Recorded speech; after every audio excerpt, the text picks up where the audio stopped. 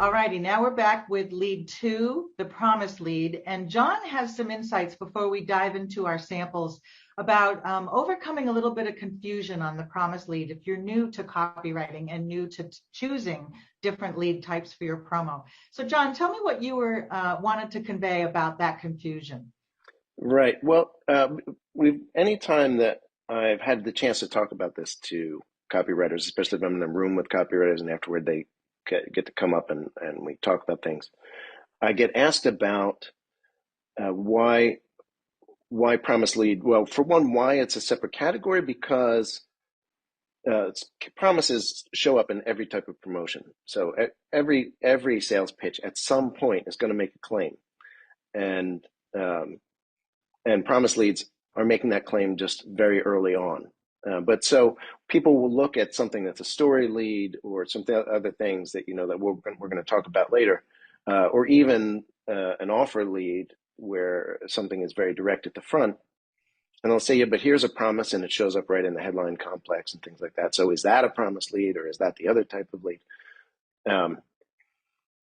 And I think that's part of the confusion. And the other part of the confusion that sometimes comes up is that for a long time in the history of anybody who studies the history of advertising, we're talking about going way back to like the Claude Hopkins stuff and all the other stuff that you see when people show archives of great ads, Gene Schwartz and things like that. Those promotions are almost entirely promise leads. Big promises up at the front, and then text in the opening that talks about the great thing that you're going to get out of this letter. That style of promotion has faded a good bit, I think, really because the audience has been hit with so many promise leads that that they're a little jaded. So they don't necessarily work promise leads right out of the gate the way that they used to, because the promise has to be so incredibly credible and attractive and relevant and things like that in order to be effective. That said, you can't really write copy if you don't know how to write a promise lead, because you have to be able to write convincing promises at some stage in every sales letter. Mm-hmm. Okay, really good insight. Thank you so much. I appreciate that. I think it'll be super valuable to people, especially new to writing, and when they're trying to pick which lead to start with. That helps clarify that. So let's talk about this promo example and why this is a good model of a promise lead. Okay, so just to revisit a little bit of what I know you've already seen about promise leads or about leads and awareness, that what's happening here is when you're more direct, this is one of the more direct leads, you're able to do things closer to the front that you would otherwise delay, because you have to win people's attention, win people's trust first. So here we're talking about something that people already want. They're already aware of what they want. So we can be a little bit more direct about saying to them, this is what you want, and maybe we can deliver it for you. So they're saying right up at the top, imagine getting rich as ignored stocks soar. How could you turn $200 into 1 million? And then it goes on to say that, and through the text, it just kind of reiterates that point. We're directly getting to the what's in it for me. That's what a promise lead essentially is you figure out what's in it, the answer to that question that the reader's asking, what's in it for me, and you put it right up at the top. And if it's good, if it's right on target, that'll work. Okay, beautiful. And I think we have one more example, totally different category. Right. So here we are in a health category. How can you be more plain to somebody? Is there any confusion about what it is that you're promising to that person? And is there any confusion about who that's likely to work to? So you can look around a crowded room and you can spot the people, literally spot them, who are going to respond to this type of ad. So you can grow new hair. There's no confusion at all. It's right up at the top. That's what's in it for me. So promise lead, very direct. Yeah, I was going to say it's a very big emotional promise to those who are suffering from hair loss or dealing with hair loss. Right. Right. And the idea when you think about that, person somebody who might be insecure about that or something, or in that situation where they want to deal with that, there's not a lot of dancing around that you need to do to get to the topic. They're going to see this. They're going to be by themselves when they, in this case, open the envelope or when they open a web page that might have something on it, and they're going to want to read it. Yep. So. Great. Okay. So those are two examples of the promise lead. And next up, we'll show you some examples of the next lead, lead type 3.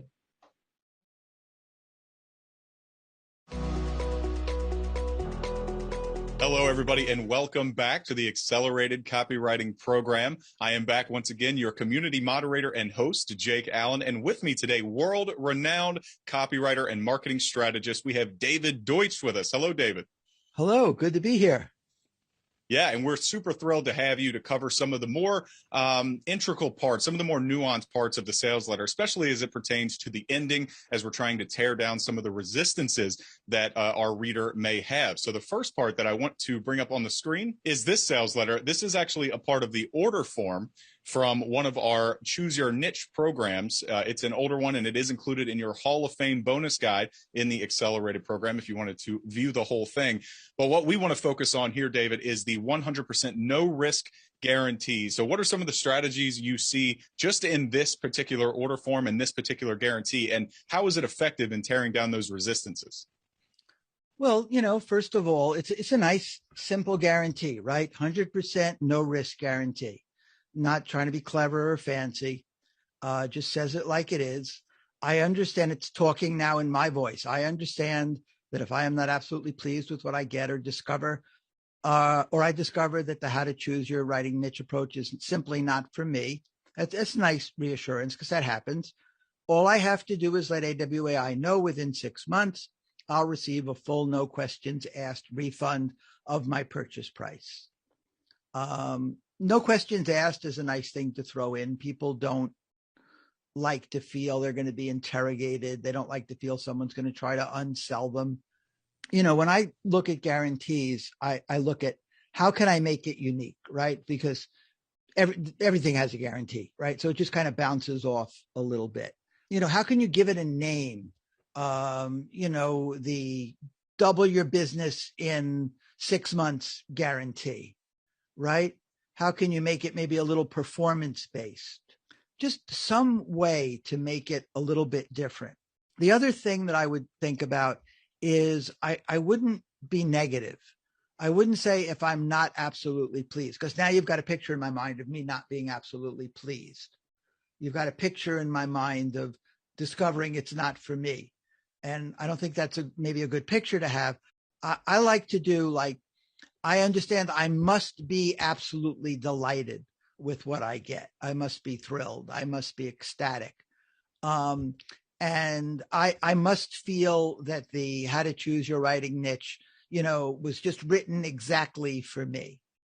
Right. And if either of these things are not the case, right, you will get your money back. We will send you your money back. And sometimes you can play around with that a little bit. If you discover that, I insist you request your money back, right? Because we don't want any unhappy customers, right? Kind of a little bit of transparency, a little bit of personality to it, right? We're just insisting, we don't want you being unhappy. Of course, we'll give you your money back. That's great advice as always, David. And before we move on to the next example, this particular guarantee did not include what's called a PS or a statement after the end of the sales letter. Mm-hmm. But you've seen those and you've probably written many of them in your time. What ways can a good PS really break down the resistance that a reader may have once they approach the end of that sales letter? Well, the PS is a great place. First of all, you could remind them of the guarantee, right? Because by the time they get there, they may have forgotten about it. Or it's just reassuring for them to remind you about it. Another way, by the way, to phrase the guarantee that I like to use is, and I think this comes from Lisa Saskovich, just to give her credit where credit is due. And it's something I think she calls the invisible close or something, but it's kind of like you don't have to make a decision now, right? It's invisible close. There's no close. You don't have to make a decision now. Because since it's guaranteed, you're decide in 6 months. So there's nothing to decide now. Just send us the money, get the thing. and then decide in 6 months. If it's not for you, you send it back. It's simple. It's kind of the same thing as you get your money back, but it's a different way to say it. And it's very reassuring. All right, David. And this next example here, this is the best in the business double guarantee, which you did reference as we were reviewing that first one. So what do you like about this? And I believe you wrote this, right? Yeah. You did, yeah. So what do you like about this? Is there anything looking back on it that you maybe could improve? And what are some main things that people should take away just from reading this example? Well, this is what we were talking about before. It's like, how do you make it a pattern interrupt? How do you make it different from every other guarantee they've seen? And so this is the attention getter here is it's a double guarantee. It's not a double guarantee in the sense of we'll give you double your money back. It's a double guarantee in the sense that there are two components to it, right? One component, part one of this double guarantee is that the power snap system must add 20 to 40 yards of newts-pound distance to your drives while fixing your dreaded slice and consistency woes. Or you get every penny back, guaranteed, no questions asked, right? So it starts out with a performance guarantee. But part two is that you can also get your money back for any reason at all, or even no reason at all, right? So it's kind of, it's really just a guarantee, right? But by kind of dividing it up and by emphasizing that it has to perform, right, as well as satisfaction, it makes it more powerful. And then what we were talking about before, right, about you want to add a little personality, a little reason why you're doing it, the confidence behind it. While it may seem risky for us to make an offer like this, we're glad to, because we're confident that you'll be so thrilled with the Power Snap system that we couldn't pry it out of your hands with a 7-iron. And, it's nice to be able to kind of reemphasize. You can see it in this. I've reemphasized benefits, and I've even connected the guarantee itself with that we're so confident in it. This is a minor thing, but it's hugely important. Putting it in the, I don't know what you'd call that border, like a certificate kind of a border. It just makes it look official, even and this is online. So doing it online makes it look official. Copywriting is nothing else than just 100 little psychological devices all adding together to, like you've been emphasizing, break down resistance. That is all such great advice, honestly, David. And I want to thank you for taking some time to join us for this video. Hopefully, the viewer here has been steadily studying with their pen and paper and trying to take all of that great advice in. Great. Oh, it's been a pleasure to be here. And now it is your turn. It is time to turn all of this new knowledge about guarantees, about resistance breaking, and draft your guarantee for your big assignment. So continue with lesson 16 below, get to the assignment, and make sure you take all of David's great advice into account when you're completing today's lesson.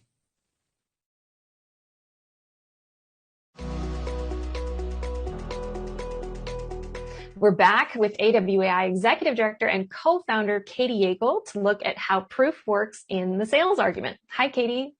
Hi, Bonnie. Thanks for having me. I'm thrilled to be talking about this really fun and important topic in sales letters.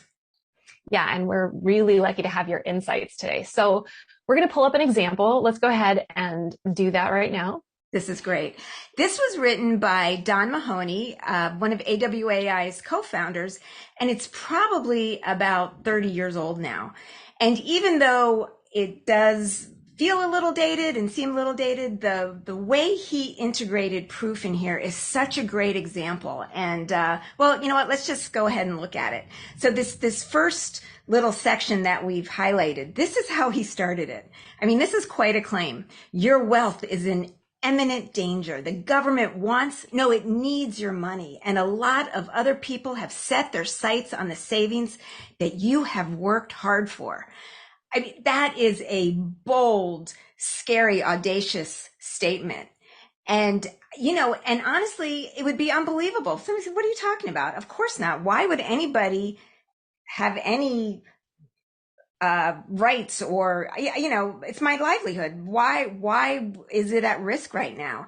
So Don realized he had to overcome these objections quickly, and he did. He took them head on. He listed not one, but 9 threats to the prospect's wealth. And he did it in easy to read, easy to understand bullets that the reader could, first of all, identify with, and then he backed them up with statistics and facts. That's the proof. That's how you use proof to support these types of claims, or really any types of claims. So can we go into some of those bullets that he pulled out? He actually came up with, he said, 9 threats, right, to the prospect's wealth, and backed each of them up with proof. So why don't we go ahead and look at maybe the first one here? Can you talk about that a little bit? Sure. He addresses the threat of litigation. And here's what he said. In 1991, total court costs in the United States came to $132.2 billion. Yes, billions. If you include indirect costs, and those figures are actually much higher. And the more money you have, the more likely you are to get sued. I mean, just think about that for a minute. That's an astonishing fact that backs up his very specific threat. And now next, Don nailed down another piece of proof, and this time it was the forfeiture demon. Do you want to slide to that one? Yeah, here it is right here. Okay, so let's take a look at this part, and I'm just going to read straight from the letter here. Federal forfeitures alone have taken over $2.5 billion from U.S. citizens since 1985. State and local governments have seized billions more, and it's not just from drug smugglers. Thousands of honest private citizens have been attacked, and more are being attacked every day. These billions can be taken without charging or convicting anyone of a crime, which is exactly what happened in 80% of these cases. And remember, many of the victims of these seizures are ordinary citizens. For instance, the IRS seized the $26.37 bank account of a 6-year-old girl in order to help reduce her parents' debt. And because the U.S. indicted Bobby Fischer for violating economic sanctions by playing a chess match in Yugoslavia, Fischer faces forfeiture of his chess prize if he returns to the U.S. These aren't drug smugglers. This is a child and a chess champion. It can happen to anybody. So, I mean, wow, he really hit home. This could happen to average people. And then he just lays in all the stats, the factual evidence, and even bringing in, a little girl and Bobby Fischer, who's, a celebrity at the time. And I think what was really so skillful here is he promoted the prospect to really ask herself, if the government can do this to a small child and a chess champion, what will they do to me? That's what all this proof layers in. It made the claim real and believable in the prospect's mind. As you read on, you discover even more menaces: theft, embezzlement, and fraud. I mean, let's look at this section, section 5. Forget the burglar. White-collar crime costs U.S. businesses over $40 billion a year. These criminals include accountants, lawyers, and bankers who have access to your money. According to criminologists, these crimes are increasing at an exponential rate as more professionals become frustrated with their careers. Who is handling your money? Right, and those are just 3 of the bullets that he put in this. He packed in 6 more on top of that. And that's what makes this work so beautifully. He takes situations that the reader can identify with, that they weren't aware of, and oh man, maybe I should be aware of this, gives this solid proof that shows that these could be real threats, and the person wants to keep reading so that they can learn how to protect themselves. And I think, we started by saying this letter was 30 years old, and I wouldn't be surprised if Don actually went to the library to find these statistics. He was a really solid researcher. But, for you guys listening right now, you have so many opportunities to find great statistics, great facts, all the great things that make up proof these days, between social media, between Google, between all the conversations going on, and all the the places where you can actually find proof to support your promises and your claims. Well, thanks, Katie. This has been super helpful. Great. And to you watching, you can read the rest of this sample letter from Don and see how he uses proof for each point he makes in your Hall of Fame bonus. And now it's your turn. So continue with the lesson below to collect proof elements for your big assignment.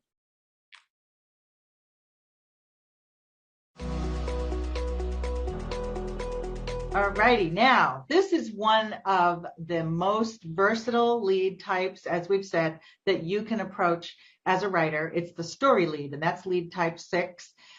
You've learned some lessons already about the story lead, but John has a bit of a different take on it, and he's been talking about this for a long time.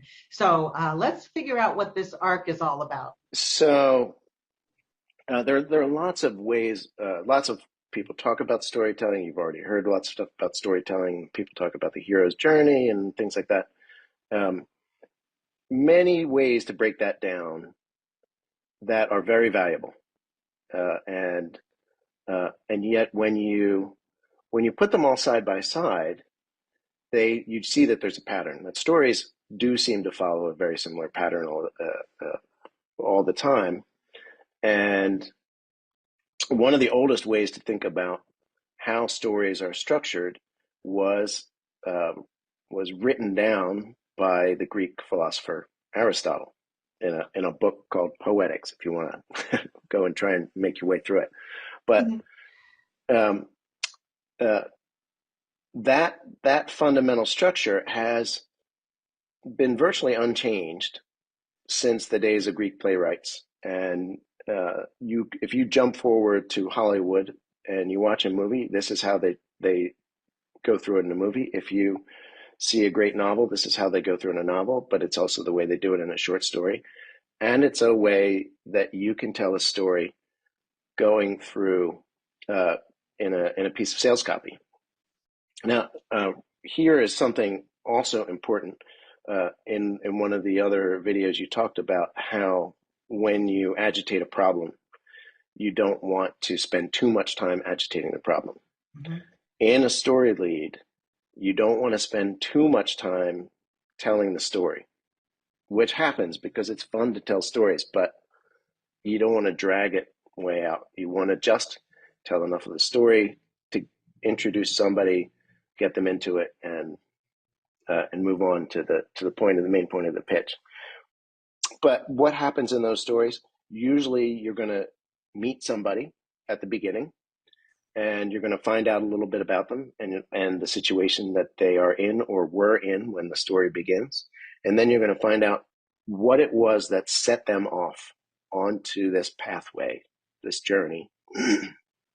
And often that's a problem they needed to solve, or something that they discovered, or somebody that they met, or a conversation that they had. That's going to unfold up to a point where they have to make some kind of decision or take some kind of action that's going to resolve whatever situation they're in and bring them to the end of it. Well, what happens when you tell a story like that is you meet the person and you start to trust them, identify with them, because you can picture yourself in that same situation. Right. And there's a tension that pulls you along, just like in any good story. As it unfolds, you start to build up to this point where you're thinking, well, what happens next? What did they do? How's this going to end? And then you find out how it's going to end. It's very satisfying. And the person who's reached the end of that story is more ready to hear more of what you have to say. It works the same way in real life. We tell stories to people all the time. That's how we relate to each other. That's how we record our history. Storytelling, very useful type of lead. So if you were only going to master one type of lead, I would say storytelling. All right. And we have an example. It's very exciting. It's about a toilet, but it is a really wonderful example of coming in at the drama with a quote from a person that you could relate to. Something's happening that has to be solved. It doesn't spend a lot of time on the problem, but it really is dramatic. It's like, oh my gosh, even though it's something as mundane as a stopped toilet and guests are coming over, oh my gosh, you can use that technique for solving all kinds of problems for your reader that they can relate to, depending on what you're selling.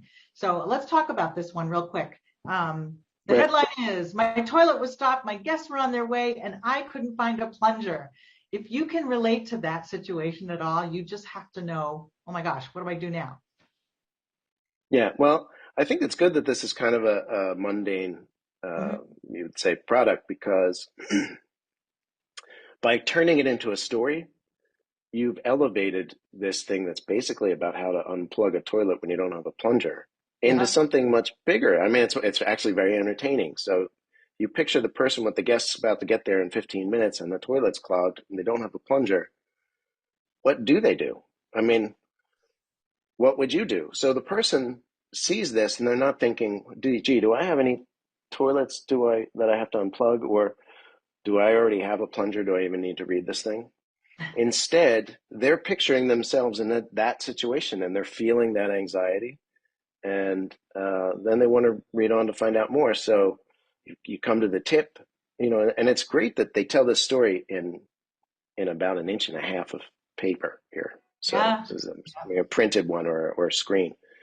And it's a perfect way to set the stage for the solution, which is a book, that Household Hints magic book that we talked about in another video about the free gas.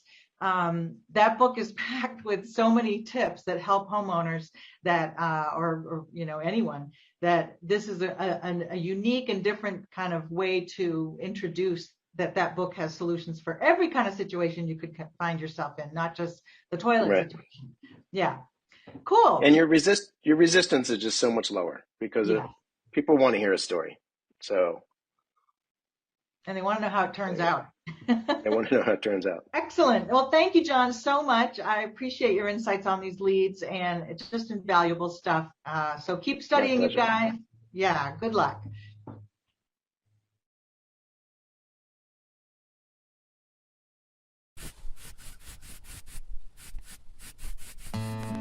This house represents the different elements of your letter.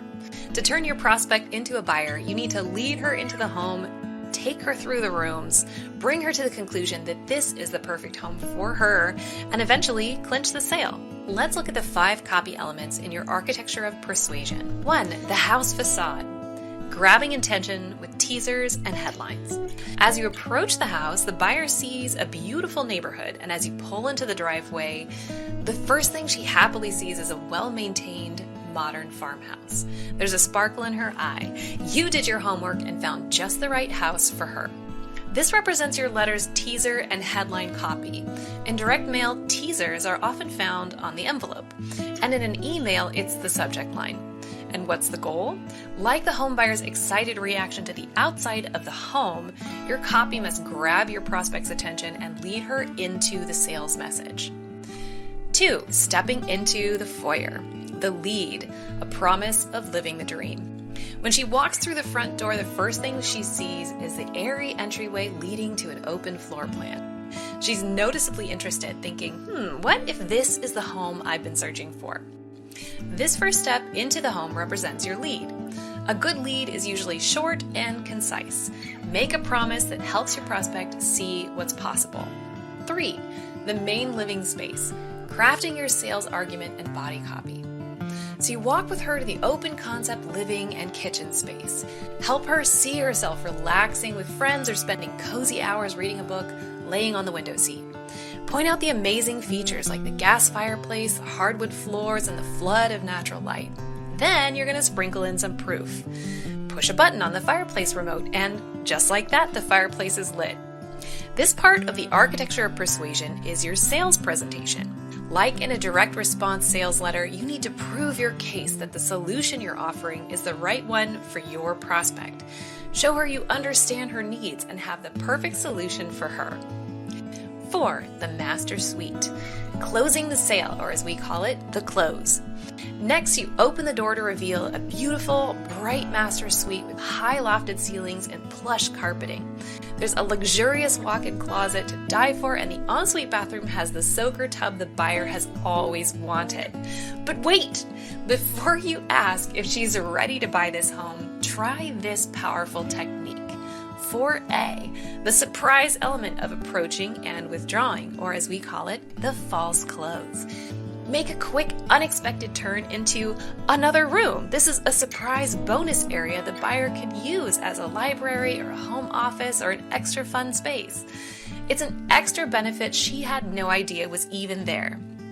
Like in a direct response sales letter, when the sale is almost made, the copywriter makes another promise or adds unexpected benefit to reinforce the value of what's being offered. Finally, 5, the foundation of your house, the order device. You venture down to the full basement of the house and show the buyer the added space that could potentially be finished. She sees that it's solid, clean and dry, has no cracks. Another big plus because the foundation needs to be rock solid or everything on top of it is going to fall. In essence, this is the order device of a sales letter. It clearly restates the features, benefits, any guarantee, and prompts the action to buy now. So there you have it. By using the secrets of the architecture of persuasion, you're now equipped to appeal to your prospect's emotions, solve a long-standing problem, and convert her from a prospect to a buyer. You've charmed her with a promise and proof, and ultimately brought her to a buying decision.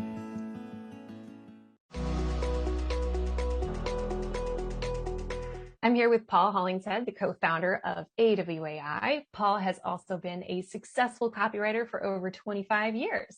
Hi, Paul. Hi, Bonnie. How you doing? I'm great. How are you? Good, thanks. So we're so lucky to have you here today. We're talking about research right now, and I would love it if you could give us an example of a recent promo, where the research was so important to the idea in that promo.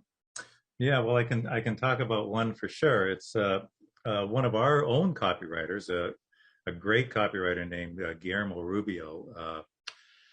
We call him G around here. He was given an assignment to write a sales letter for a brand new AWI certification program on writing content. And content, we're talking about articles for websites, blogs, Google search stuff, social media. It's a huge space for writers right now because because so many businesses need a steady flow of new copy, new content, fresh content all the time. But this idea is big and broad, and it's not new. And we all know that copywriters need to talk about things. When they're talking about things that everybody knows about, they need to talk about it in a way that's new and interesting. So we can't just say, hey,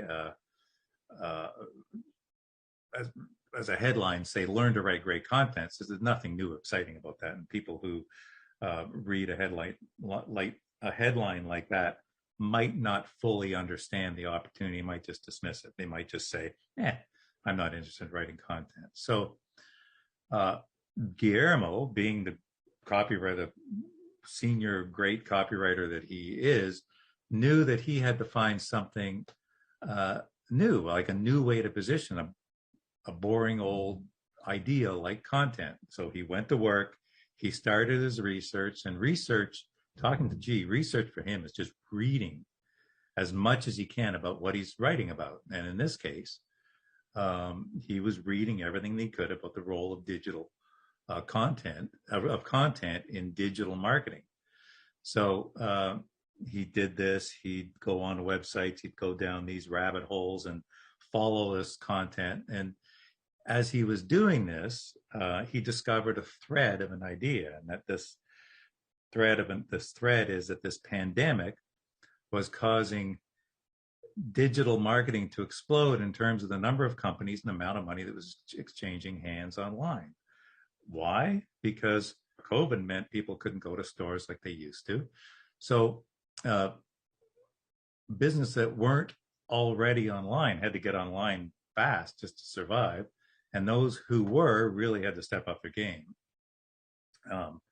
And so something G knew, and we all probably know, what do businesses need when setting up an online presence? Content.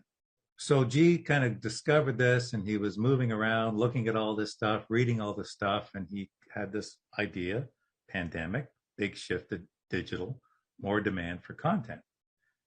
Great idea for promotion, you'd think, right?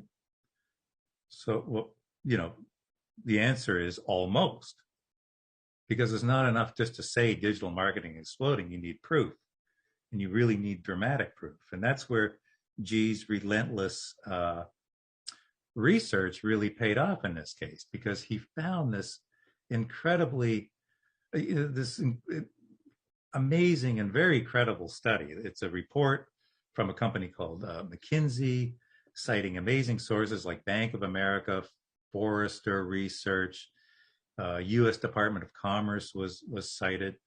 And it clearly showed that the result of the pandemic, and this is huge, 10 years of anticipated growth in e-commerce happened in just 90 days as the pandemic started. So think about that. That's a huge, huge statistic. 10 years of growth in 3 months. And there it is. This is kind of a chart that shows how e-commerce was just going around, but then pandemic, and you see that big spike. And it was so dramatic, you can see they gave it a name. They called it the leap. And the minute G saw that, he knew he had a great big ideas for his promotion, because it only stands to reason. It's an easy connection for him to make. With so many companies now doing business online, the demand for content has never been greater, or probably will never be greater again. And as a result, the industry needs more writers and who can write and understand great content, which is what this new training program was all about. So he took that research, he fashioned a headline, lead, an entire promotional concept based on that, which we'll look at in the next section, actually, on the big idea. But without research and a willingness to read everything and go down all these rabbit holes that he did, this idea may never have surfaced.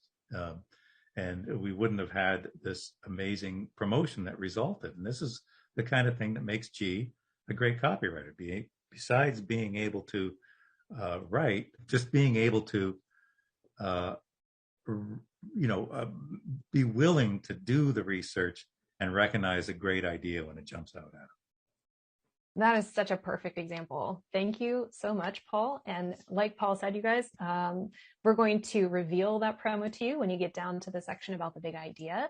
But in the meantime, if you want to get started on research for your projects, check out the resources we have for you right below this video, and you'll be able to get started. So thanks again, Paul.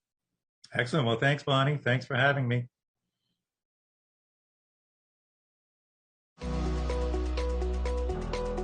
Okay, now I'm back with Katie. Hi, Katie. Hi, Pam. We're going to talk about the USP in action here. Great. Because one of the big things to remember is that the USP is identified before you write a word on what the product or service is that you're selling, what makes it different and stand out from every other option in that category.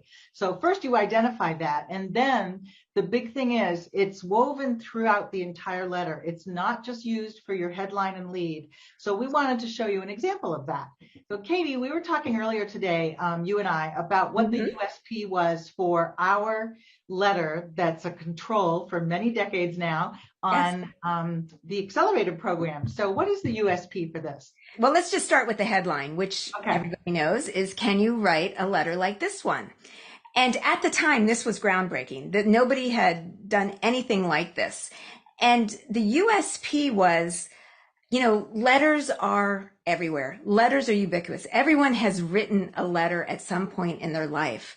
And for people that are interested in writing, well, the thought of maybe making a living writing letters could be very exciting and could really draw somebody in. And so the USP, I would say, we should get Paul's take on this too, since he's actually the one that wrote this, but is that there is this whole world where writing letters can lead to fabulous careers, can open opportunities. There's huge demand.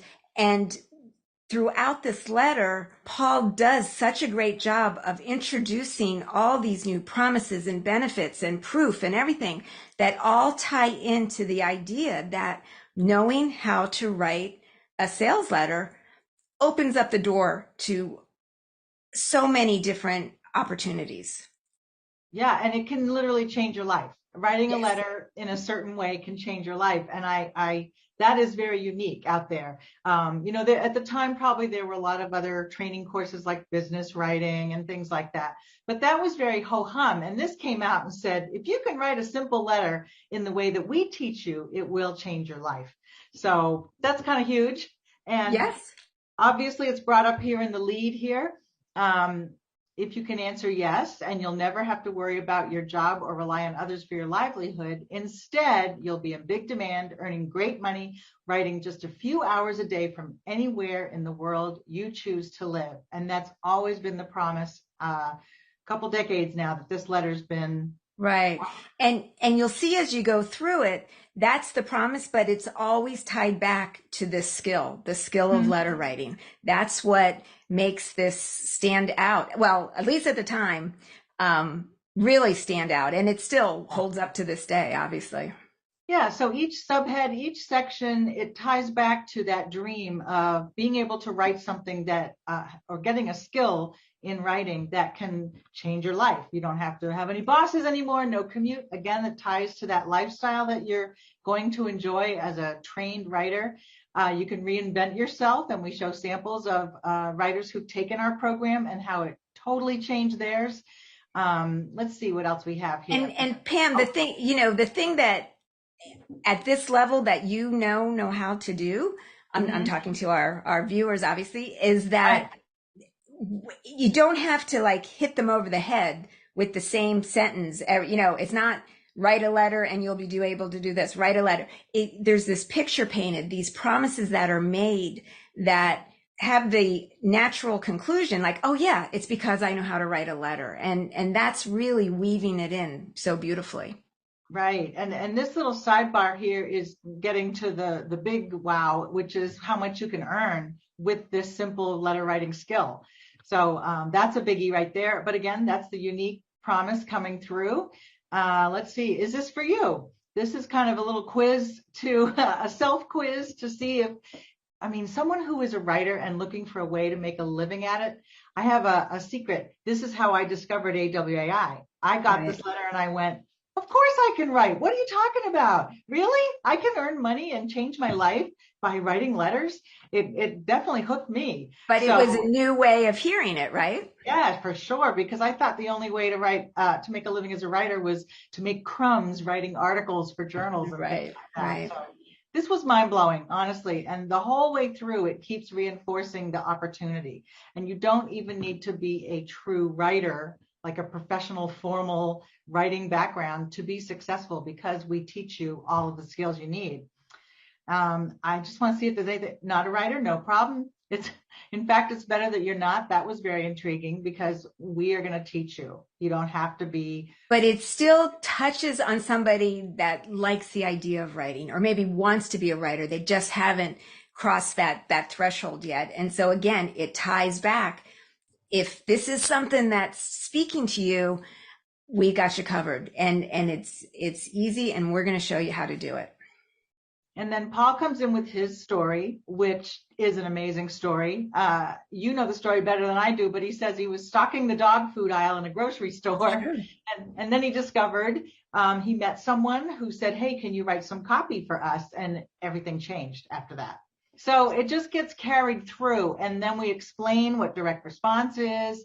Again, how money can be earned so easily from one letter that hits the mark for a company. Again, it just reinforces over and over again. So that's the point we want to make, is it's not, the USP isn't just the headline or the big idea. It is going to weave all the way through everything you say.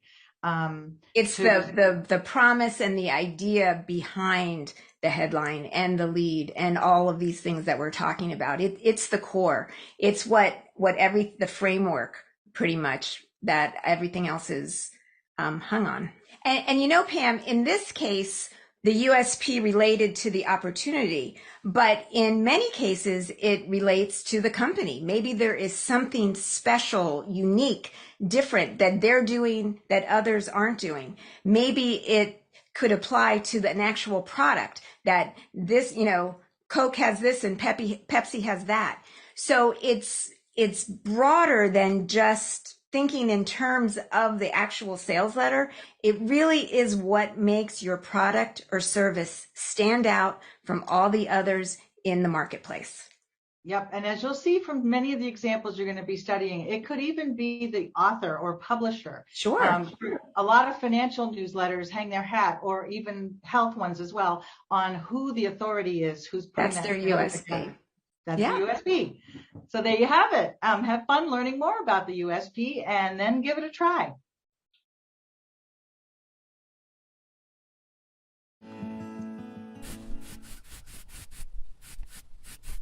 The story of how you lost 30 pounds eating peanuts.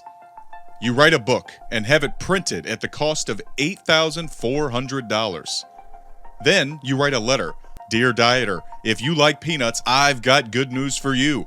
And you send it to 30,000 people who, in the past, have bought diet books through the mail.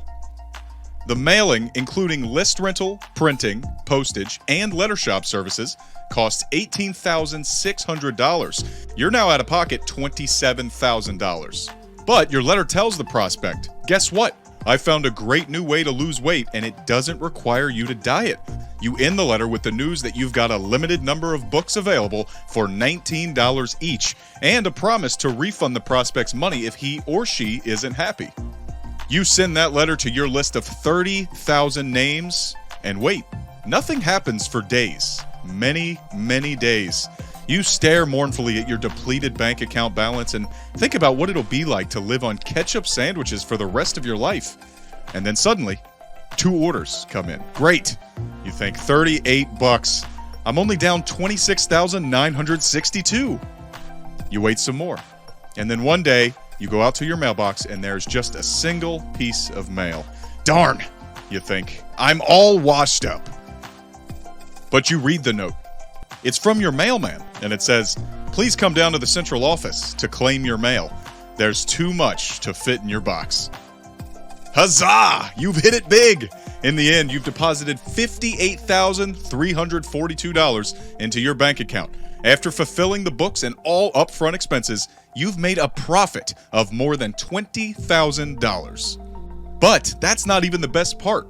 The thought that's keeping a smile on your face is the realization that next month you can send out that same exact letter, but this time you won't just send it to 30,000 names. You'll send it to 300,000. Your profit will grow from $20,000 to $200,000, and you have only just begun. That sales letter that brought in all the money, that's considered the control, the winning copy, until a test letter comes along and beats those results. So you've just learned about finding a big idea. And now we're back with Paul Hollingshead, the co-founder of AWAI, and we're going to go over an example. So you may remember we talked about this promo in the section about research. Now let's take a look at how the writer used what he found in research to develop a big idea. Paul, can you identify for us the big idea in this promo and talk about why it's so powerful? Right. Okay. So yes, the big idea, and just a comment on that. It doesn't always have to be big as in earth-shattering or life-changing. This big idea concept is great when you find it, but you don't absolutely need it for a promo. It often can just be something that's new, something that's interesting and has like an implied benefit to your reader, something that the reader sees and can instinctively sense is valuable to him or her in whatever problem or trying to solve or what they're looking for. It just as long as it grabs them as something unique. But in G's case, this idea, it was a big idea. And just quickly to recap, it was all about this seismic shift to doing business online. Throughout the pandemic, more people did things online more often, so people were aware that this was happening. So it was already in their mind. But the clincher was that McKinsey report, all those highly credible sources, Bank of America, Forrester, what was the other one? Department of, government, any kind of government sponsored report this case, it was a Department of Commerce. It's really golden when trying to make your case. So with that information, and to hear how staggering the shift was, the 10 years of anticipated growth in e-commerce happening in 90 days, all because of this pandemic, and that they gave a simple and really dramatic, highly descriptive name to it, the leap. And that's not a name that G made up. That's, as you saw, that's what this organization, this highly respected organization, calling it. So you can't say it's hype. They called it the leap because it was a dramatic event, and it really grabs your attention. And then G tying it to the opportunity it presents for writers, it makes for a really powerful message. And so with that information, it's now the copywriter's job to turn it into a cohesive idea anchored by a headline and something that will grab the person's attention, grab the reader's attention, and say, wow, what's this all about? This is huge. This looks big. It looks important. I need to find out what this is all about. And actually, if you want to put up G's headline, we can sort of reveal it. Sure. In a dramatic way here. So there you see it. It's the leap. A massive once-in-a-generation event has rocked the marketing world. And it's true, because he's going to back it up and show the research later. And then, of course, a very, very direct benefit to the person reading this. And this is only going to people we know who are interested in becoming writers and learning how to write for money. Creating a $412 billion opportunity and a huge and growing demand for skilled content writers of all levels. Great headline, right? And you see at the top why every new and experienced writer needs to know about the leap. So he actually took the idea directly from the study, highly credible, and used it as his headline. And he gets into the research right away, the consulting firm, talking about the leap, how it's a once in a lifetime event, kind of like being an early investor in companies like Google's, Amazon, eBay, when nobody knew much about them. Witnessing he's drawing your attention to how big and unique and rare this is. And the actual promotion was actually a live event, a conversation with AWI's Rebecca Matter, and one of the best experts in our business, and as far as content goes, Russ Hannaberry. It was improvised, but G provided the arc of the conversation, making a point to make sure that the leap stayed at the top of everyone's mind, at the top of the conversation, and that every writer knew what the leap meant for them. And it was a very successful promotion, but most important, beyond being successful for our company, it was great for writers, because otherwise they might not have known this huge opportunity existed. And we know this because we've heard from a lot of writers who are now writing content and making great money as a result of this idea, this promotion, and taking this program. So, and the interesting thing about this idea, it wasn't just an idea that allowed G to write this sales letter. It actually drove much of AWI's messaging throughout the entire pandemic, through 2020 and into 2021, because it was so game-changing and such an amazing opportunity for writers. We'd be doing them a disservice if we didn't keep talking about this idea and keep making sure they understood it. And I think I said last time, to go down these rabbit holes and really chase things, and if you do that and you're constantly opening your minds to all this stuff, big ideas will come to you, and it's like a godsend for writers. You can't help but be successful when you're starting a letter from a really solid idea. Thanks so much, Paul. This example has been such a great way to tie in what you were saying, like the importance of research in finding that big idea and how a big idea can affect more than just promo. So thank you. This has been You're great. welcome. Well, thanks for having me on. Of course. And then for you watching at home, your mission right now is to come up with a big idea for the product in your big assignment. So this is where your research comes in and knowing what your prospect feels. So go ahead and get to it.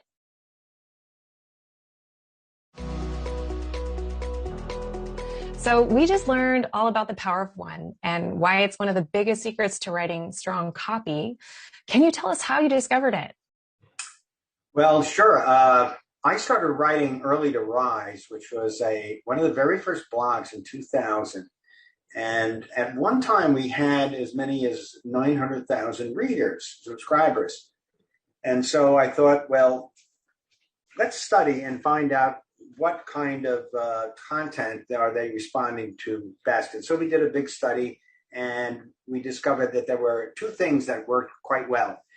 One was listicles, which is where you write an essay about 10 ways to do this or the 10 best secrets of that. And then there was another kind of essay that I call a single idea essay that did very well. The listicles were very strong on open rates and even read rates, but they weren't very good in conversions. The single idea essays were not always as good in terms of open rates, but they were good, but they were very strong in terms of conversions, much stronger. So I recognized this made sense to me because listicles are, you read listicles because you just want little tips on things, but a single focused idea it can actually change a person's mind or incite some interest. So I started working hard on these single focused idea essays and worked with them over the years, testing out different things, different topics, different treatments, lengths, writing style, and so on, and discovered that what really worked best for me were single idea essays that were about 1,000 words long and had FK scores that were below 7.5. So for those of your listeners or viewers that don't know FK scores, they should. But what it means is basically if you have an FK of 7.5 or below, it means it's quite readable. It's very easy to read and understand.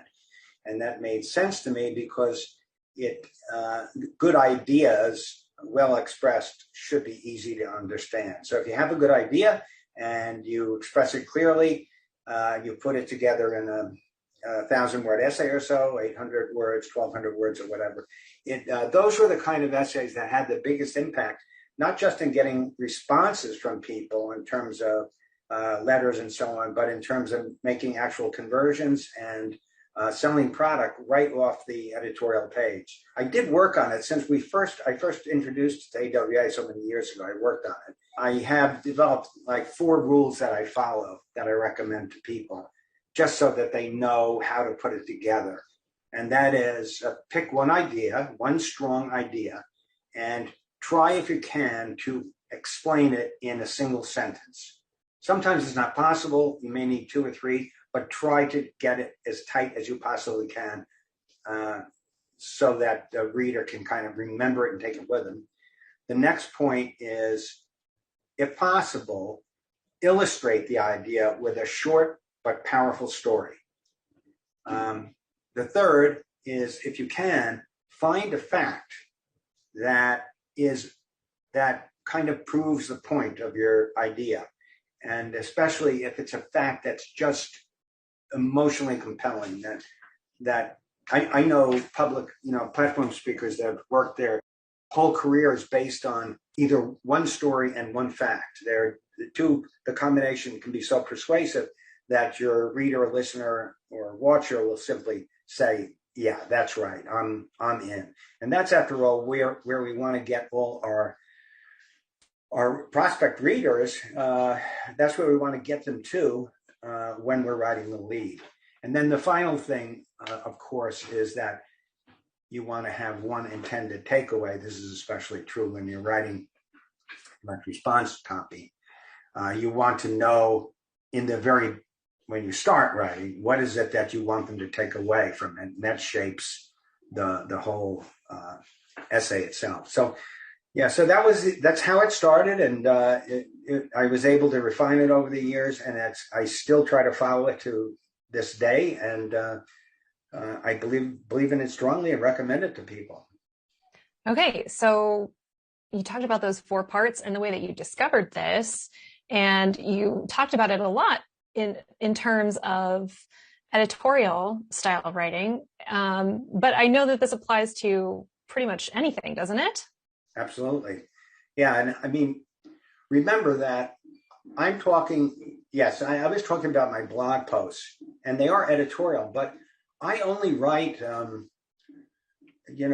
my form of essays, I write about ideas that I try to persuade people are valuable and useful. And so in my mind, there's very little difference between the type of essay I write and the type of writing you would do if you're writing a promotion. So I absolutely think they apply.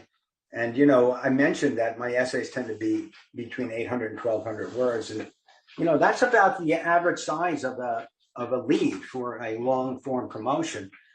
And what you're trying to do in the lead is you're trying to make that reader, not just, buy into the idea intellectually. You want to get that reader excited about it and feel like, yeah, that's basically right. I want to read on. And so that is the purpose of this structure. And it's, as I said, I think it applies 100% to promotional copy, whether you're writing virtually any kind of direct response copy. I think it applies.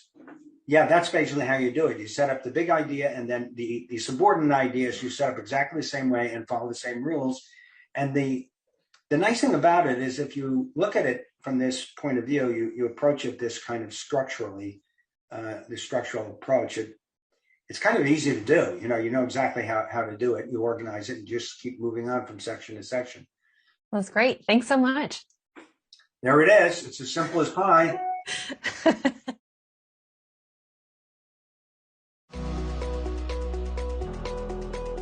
Hi there, Sandy and Pam here again. This time we're going to dig into a specific headline as you're learning headlines in this lesson. And we wanted to go back to that campaign we talked about in lesson 2, the Essential Business Templates campaign. Let's recap what the product is and who the prospect is, so when you're looking at the headline, you can really understand why we chose the headline we did. The product, again, is the Essential Business Templates. And it is a collection of amazing, done for you, ready to go business templates for your freelance business. So I wanted to make sure we remind you of what that is. The buyer is any freelance writer. Writer who's got a business and wants to get it going off the ground and needs some help with the administrative side of it. Okay, so Sandy, what do you think the emotional driver would be for this buyer? I think what we're trying to do is probably solve a problem for them with this. And their pain point could be one of where they have a frustration where these type of things, having to do invoices or getting scope quotes or whatever it is just some things that take a little bit of time from them, and it frustrating them because they want to concentrate more on their freelance business. It's also can help build their confidence because it's things they haven't done before. So they're so tuned in and so used to being writing. But if we're in a freelance writing business, it's a business. So there are business parts to what we do, but we want to make that part very easy and simple. And so we're solving those kind of pain points. So we're getting away, we're trying to remove frustrations. We're trying to make things, easier for the person who wants to buy this, so they can continue to build their business. We want them to concentrate on the writing side of what they are doing so they can grow their business and grow their income. So we are solving that problem and removing those pain points from them. I would add one more pain point, because I see a lot of members asking this. It's how to look professional. Mm-hmm. They're just not sure, like, what does a professional proposal look like? Or what does a professional invoice look like? I've never done this before. So that was that bit of fear, apprehension. How do I look like a pro? Right. So let's go to the headline. All So our right. headline is handle every project like a pro from start to finish with these essential templates for your copywriting business, followed with a subhead, every important project proposal, invoice, email, checklist, and agreement all ready to go. And what it's basically, we're kind of hitting on all the things that we just talked about, all capsulated into this headline. It's everything, all those administrative details, everything you have to worry about from start to finish is now put together in this Essential Business Templates program. So here it is. And then we give a little details when we say every project from start to finish. Well, what are those? What do we mean? And we give some details. Every important project, proposal, invoice, email, checklist, agreement, all ready to go. So we really are focusing in, and this is a very direct messaging in our headline, because remember, the person who is buying this, we're trying to solve that problem for them. We want the business to build their business with ease, have confidence, remove any pain points of frustration. They want to look professional. We're saying, here it is, right here with our headline. So we're really calling it out. We're not being vague. We're being a very direct approach for this, because we know what is the problem the prospect is having. So we don't have to be shy away from talking about it. We can hit it directly on, which is what we have right here in our headline. So it calls out to the reader, oh, that's exactly what I've been looking for. And so that's how we got their attention. It pulls them in. That's what I need. That's exactly what I'm looking for. And I read it, and I want people to remember, as you write a headline, to read anything you write and read it the way we're reading it. You can see where the flaws are. You can get the emotion in it. You can tell, look, it's all ready to go. And you can see that a prospect would get excited to hear this. So if you can't read it with emotion, then that's a clue for you to go back and retry your headline. And another way to write a headline is basically to follow the 4 U's that AWI always talks about. You know, we want some urgency in there. This is all ready to go. We want it to sound unique. We want it to be useful. The whole idea of these essential templates is unique. We know that it's useful to the reader because we're calling out all their problems and trying to solve it. So just follow, make sure you can use those as a checklist to help yourself create a really compelling headline for your sales letter. Great. And upcoming lessons will cover lead types, and there are 6 main lead types, as you will learn. This one is the promise lead, because you know what the reader is worried about, and we're making a promise right in the first few words that solves it. So handle every project like a pro from start to finish. Yes, it's a very, like I said, very direct, and it will, as you go through the other ones, you'll learn those, but this is a perfect example of a direct style approach to writing a headline. So that's really how that works. It looks simple, but as you're going to learn, it can be a challenge to come up with something this simple. And that's where you're going to gain those skills and get really comfortable. We're not putting a whole bunch of things in this headline. It's just very simple. Handle every project like a pro from start to finish with this amazing solution. That's it. We don't go into, and also bill more, and also do this. Right. Nope, it's just very focused. Very focused, very direct. And we just give a little detail enough in the subhead to help sort of, okay, here are all the projects I'll be able to handle like a pro, all the things we know that this prospect will need to really grow their business. Yep. So that's one example of a headline that's worked really, really well. I think this promo has been used for years now. Oh my gosh. Yeah, for several years. And probably when we sold it outright through flash sales, we've sold over 4,000 units of this. So we know it works, which is why we use it all the time. Yay. All right. Thank you. So that's our little headline lesson. Keep studying.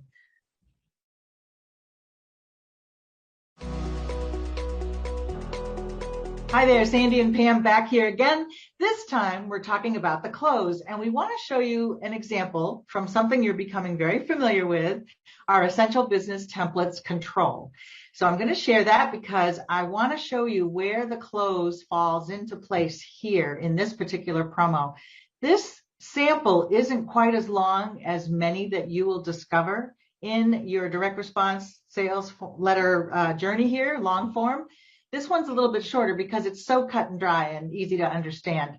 But just to show you, this was the top, the headline we talked about in lesson 10. And now we're going to get down to where the close is. So we have all these promises. We're showing you all the different projects, templates that you'll have at your fingertips, and then extra templates, some more, da da da. And this is where the close starts. Mm-hmm. So after we've shown them what the body copy is, the show part, where we've gone through what the templates are with a little bit of detail, and now we're ready to push the reader into making this decision. That's where our close comes into place. And in the close, we're just basically doing that. We're telling them, okay, here's what you're going to get, and here's what you pay to get this item. And we make sure that they feel comfortable making this decision, because we're going to offer a guarantee. So we've got a big showing right there, guarantee. So now they feel like, okay, I know what I'm going to get, all the templates. I know how much it's going to cost me. I don't have to worry about risk because my satisfaction is guaranteed. I can get my money back. So basically, we've really eliminated a lot of objections they might have or negative feelings they have. We really got them to the point, oh, we want them to go ahead and hit the buy button. But sometimes we have to add a little more, which was what we call the false close, where here we say, but wait, it's sort of like, you're ready. We're going to make sure you're super excited about making this buying decision. And then we're going to give you some extra bonus reports. So that's our false close. We're almost ready to close the whole thing. We're just throwing a little extra push in. And now we're showing you're going to get 4 more bonus templates. You mean I get all of that, my money back, and I get this extra material? Now they're going to definitely say yes. And we can go ahead and push them to take that action, which is why we have, you can call, order here, and then the big order yours now button. So we're really, and then even see the PS is reinforcing the pricing and all the terms. So this is a really heavy push. We've closed the deal, gave them a little extra they didn't expect, and pushing for that. So at this point, the reader really is hitting the buy button. And we know this product works because every time we put it on a sale, we get orders for it. It's that simple to do the close and a false close. So remember, it's close it, tell them everything they need, but hold back on one little thing, a surprise element to really seal the deal. Yep. And now that you've seen this in action, you're going to become a smarter evaluator of any sales letter you see. You'll know when suddenly the promises and the offers are shifting to, okay, here's a recap. We're getting ready to close a deal. Here's the price. Here's the guarantee. And, oh, wait, there's something more?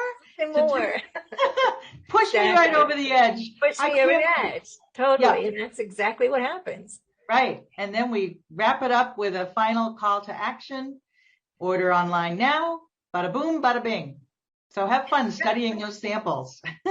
Absolutely. You'll see how easy it is to put this together.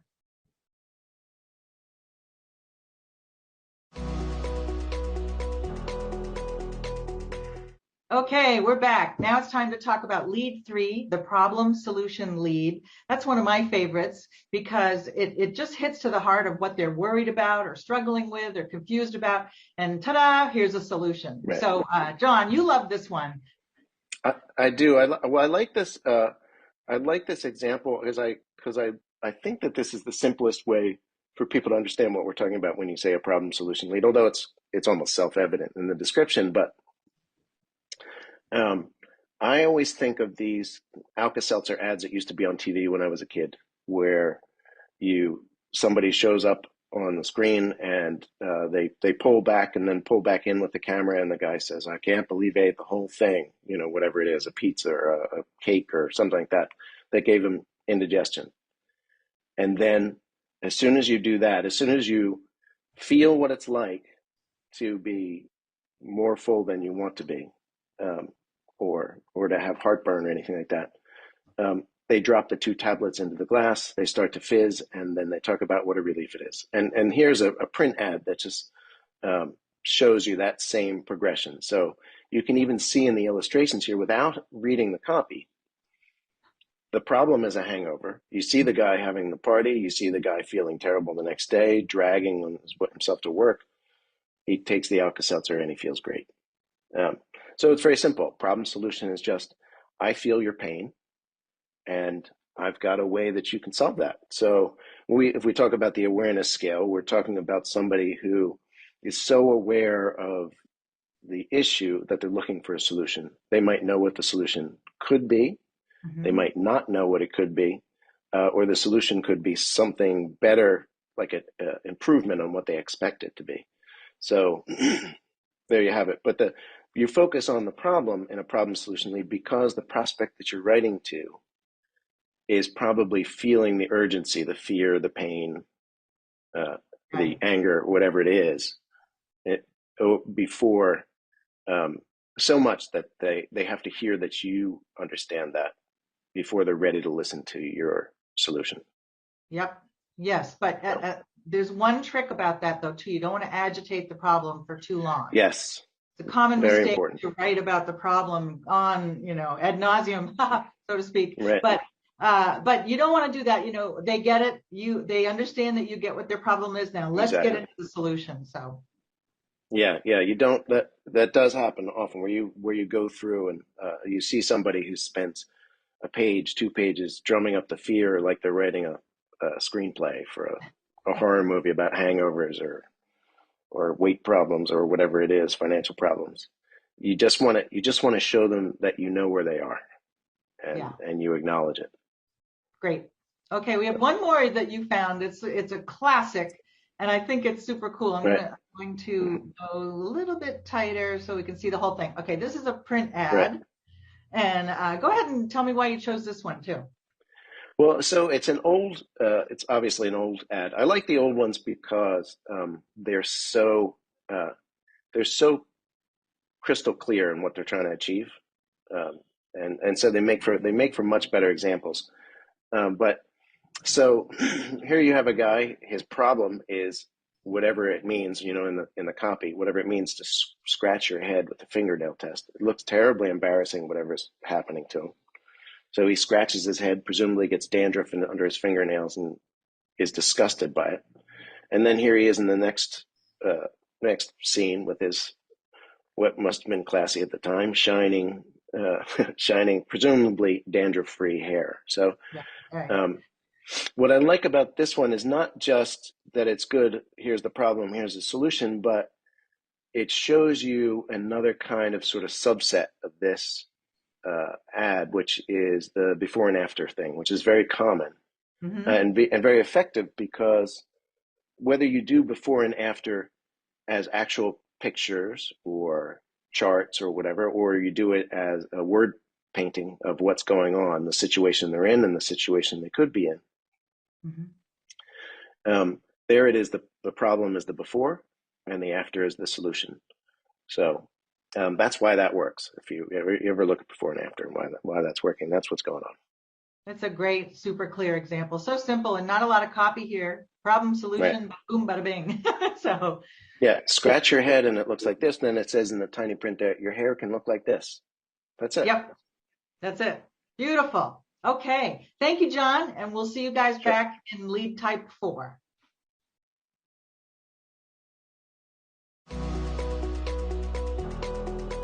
Hi there, I'm Pam Foster, Learning Chief here at AWAI, and I'm very happy to be here with Sandy Franks, our Copy Chief and Senior Editor here at AWAI. Hi, Sandy.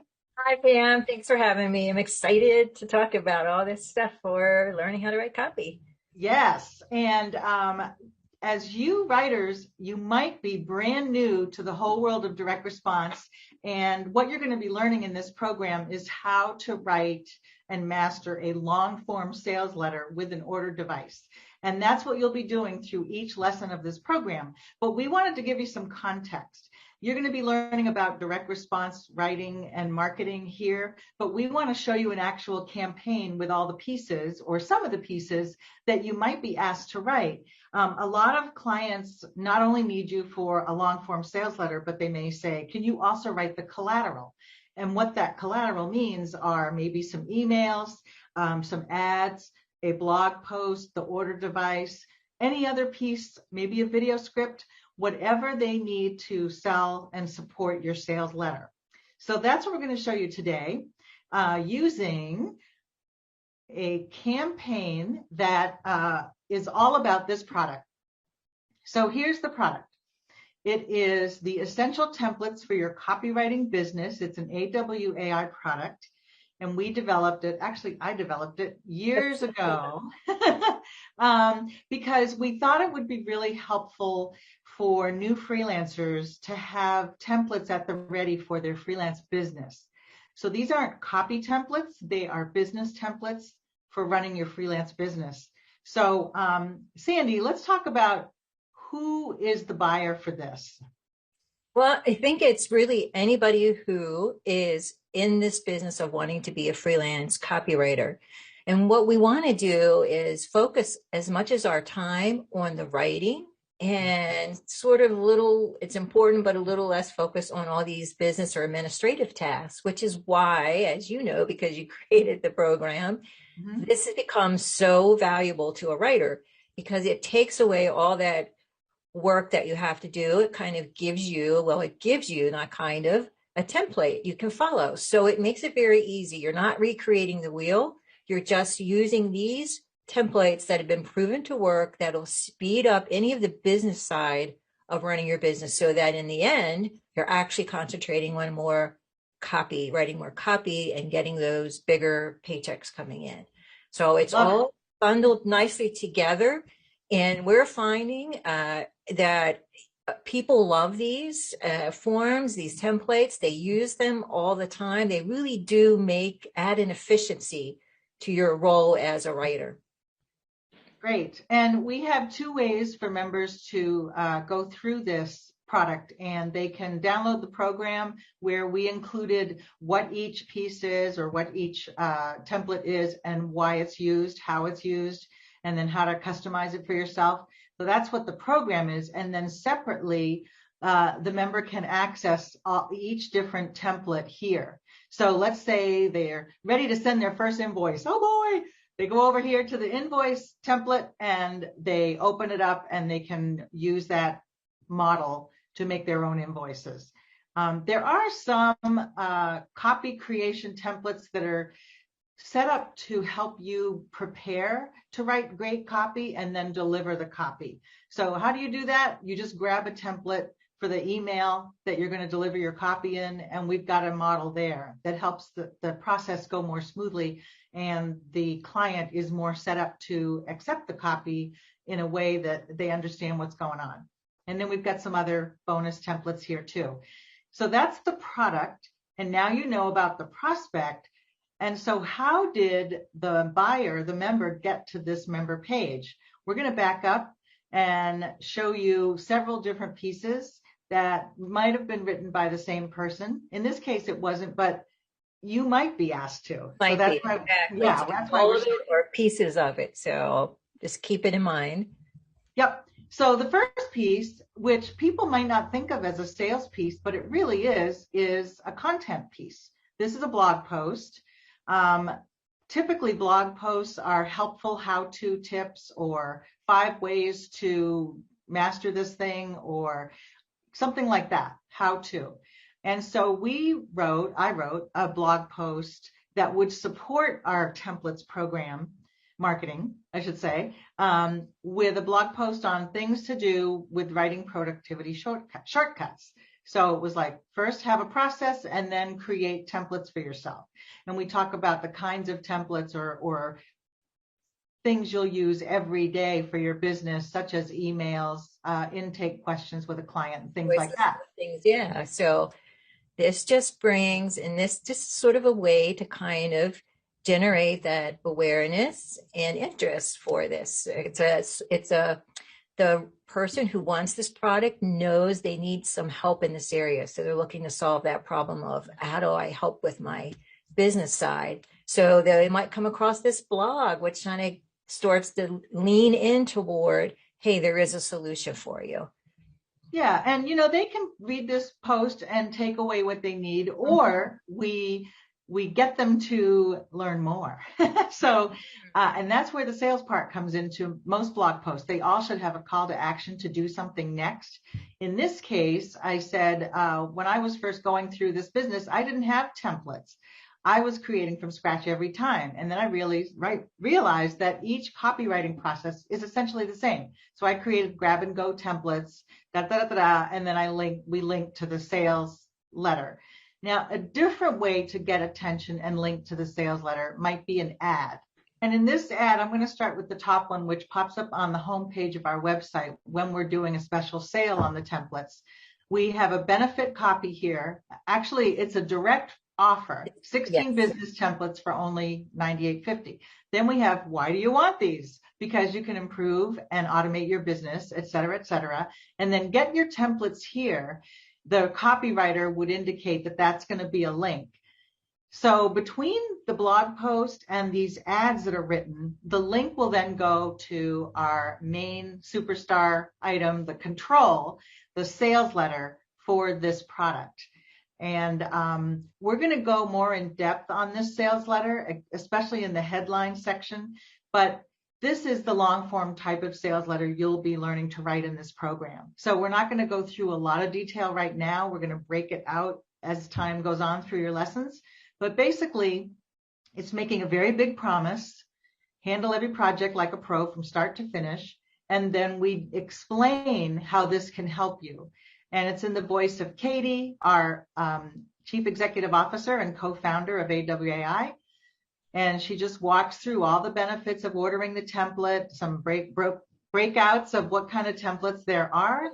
Showing the reader, here's what you're going to get. Here's how they can help you. So you've got the little blurbs of copy next to each of the items. So again, just driving home, here's how this is going to help you. Yep. And then there are tools here for making a great impression on your client. And we'll move down to the final roadmap to success.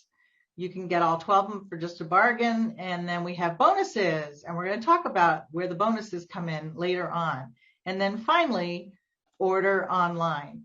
So when you see that order call to action, then we go to an order device online that recaps the main promises of this product. And it's, again, sales copy, and it is continuing to build that excitement, that emotional tug that, oh my gosh, my life just got easier. And so this is what an order device looks like. It recaps everything, so they know exactly what they're buying. And then there's a guarantee and the form to fill out. Ta-da! So the best practice for an order device is to resell that promise. Mm-hmm. So they continue with that excitement. And Sandy, maybe you want to mention something about that. Yeah, absolutely. You want the whole, in each piece, you're just sort of like building and building up to that whole excitement. And then here it is, as you said, a recap with everything you're going to get. With details. We want to make sure too, we showed the guarantee on this. We'll always want to have a guarantee when we can in the order form, because that removes that. There's always that little bit of buyer remorse, and that helps push the reader over. Okay, I don't have to worry about it. I can get my money back if it's not what I think it's going to be. So we want to have those items in our order form. We want to make sure they understand. We want to be clear in our order form too. We don't have to be used vague language. We want to be, here's what you're going to get, and right, this is why you need it, and here's everything you get. What are the terms? So the reader can go ahead and make that decision. Yes, this is exactly what I'm looking for. It's going to solve the problem I have. One more thing that you, as the writer, as the copywriter, may or may not be involved with is the after sale member page. So after someone has bought our templates, they land on this member page, which is where we started. That's the product. But even if you don't write this member page, the people who are writing the member page will pick up the promises that you offered in your sales copy and reiterate that here. So there's a complete closure for the member. Right. They heard this was going to help them, and they went all in and paid for it. And now here it is. Ta-da. We're going to help you. It's that golden thread we talk about a lot, where it's just seamless. Everything kind of flows together. Nothing is forgotten. What's in top of mind is always sort of woven through all the pieces that you could be writing for your client, from the main sales letter to these collateral pieces. It's all kind of fits together nicely. There's no abruptness to the reader. Right. And as you'll learn, it all starts with a great idea you come up with for a product. And that's where we're going to go next. So thank you for listening in, and keep studying. Absolutely.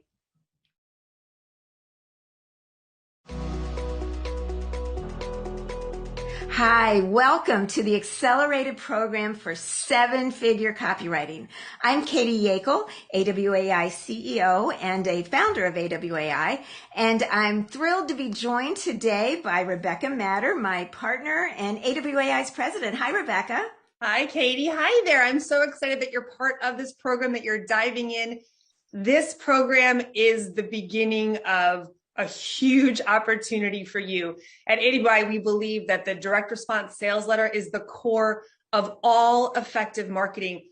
No matter where you go from this point, if you learn how to write a sales letter, you will be better than any other writer out there, no matter what project you take on. Isn't that right, Katie? Oh, absolutely. And it's so exciting to know that you're at the beginning of this journey and the doors it's going to open, the possibilities, the choices, everything that's in front of you.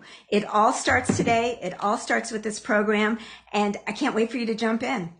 So let's get started. Katie, why don't you take us back a little bit and start with kind of who AWAI is? You know, we've been doing this for over 25 years now. I think we've learned a lot about how to write sales letters. We have learned a lot. And spoiler alert, when we actually first created this program, it was the six-figure program for accelerated program for six-figure copywriting. But because the opportunity has grown so much and the power of what this skill that you're learning, we had to up it, and it is the accelerated program for seven-figure copywriting. So it's exciting to think that this is our 25th year. And like Rebecca said, we started in 1997. And here's a photo of the original gang, the original partners. It's Mark Ford, Don Mahoney, Paul Hollingshead, and I. A lot of people don't know that the reason we started AWAI is because there was such a big demand for copywriters. Mark was a big force in Agora, and they were desperate for copywriters. Paul and Don got their start because Agora needed copywriters. They had no experience. They didn't even know what copywriting was at the time. They fell into it. They became successful very quickly and realized that this was such a hidden opportunity back then that there was an opportunity to create a program to teach people the way that they learned. And that's what we did way back then. And all these years later, it has just grown and evolved into this flagship program that is really the cornerstone of the industry. We were the first ones to do this. We've been adding and improving, and then we had the internet happen and everything that's meant for our industry and for copywriters. And honestly, I'm more excited about the opportunity for you now than I have ever been. I'm seeing more success now than I ever have in all these years. And I'm just so excited for you to be part of this. I think that's a really big point, Katie. I mean, back in 1997, when you guys started, there was demand, huge demand. There was success. You had lots of success stories. I joined later on, and success grew with the internet. Like you said, this program continued to evolve. The way that we trained continued to evolve, and how we learned kind of what worked for copywriters, what roadblocks would get in their way, what lessons were harder to learn, what things we had to get past. And I love this evolution of this program. You guys built this amazing program back in 1987. And today it's even better than, with even more success stories, I think, both from the evolution of the program, but also with what the industry demand. The demand. I mean, we've never had, in the past few years, we've had more success stories in the history of AWAI than in all the decades before. Mind-blowing for opportunity right now. So I'm with you. This is such an exciting time to be in this program and to be in this opportunity. So great job. Great job. And a little secret, something that we take very seriously, and we have since we started back in 1997. We know that the skills are important, and we bring in the best experts. We have the methodology to make sure you learn those skills, but we know that that's not all that's important to you. That doesn't make this a career for you. What makes it a career is then knowing how to leverage those skills and start making money with them. And we put just as much time and energy and resources into that part of all of our programs, but particularly this one, our flagship. So you're going to get the skills, and then you're going to know how to start making money with them. Well, let's talk a little bit about money. Yeah. One of the things about sales letters that is so appealing to most writers is what we like to call the double paycheck. Although when I actually think about it, because the second paycheck repeats again and again and again, it's actually can be tens and hundreds of paychecks. But that's because copywriters who can write sales letters are first paid to write the letter and then paid for the performance of the letter. Back in the day when y'all started in 1997, copywriters were paid on the number of pieces mailed in the mail. As we transitioned into the internet, it was a percentage of sales, meaning sales letters could live on forever. Katie, you and I pay one of those royalties that's been being paid for over 20 years now. Every time we sign that check, I'm like, it's one of the happiest checks I sign, because it's like, all right, this is great. This is good for everybody. But it's an important thing to remember as you enter into this world, you're getting paid for the time that you're spending to write the letter. That paycheck comes in, you cash it, you're good to go. And then you get another paycheck, and then another paycheck, and then another, and those continue to grow and grow and grow as the letter gets mailed again and again, or as on the internet these days, as long as the letter stays out there, you continue to get paid. But remember, it's not just one sales letter. You write one sales letter this month, and that begins to pay you royalties every month. And then next month, you write another sales letter, get paid to write that one. Now you have 2 royalty checks coming in. Then the next month, you write a third sales letter, you get paid to write that one. Now you have 3 royalty checks coming in. You can see how this adds up and compounds very quickly to writers. And that's when you take the summer off for vacation, because you have the money coming in. But that's why this is such a big opportunity and why it's considered a 7-figure copywriting opportunity. So right time, right place, right opportunity. Absolutely. And then once you're making that money, you can join the ranks of our success stories. We call them case studies here at 80by. And I highly recommend that you meet some of them on the 80by website. You can see an example here of quite a few of them.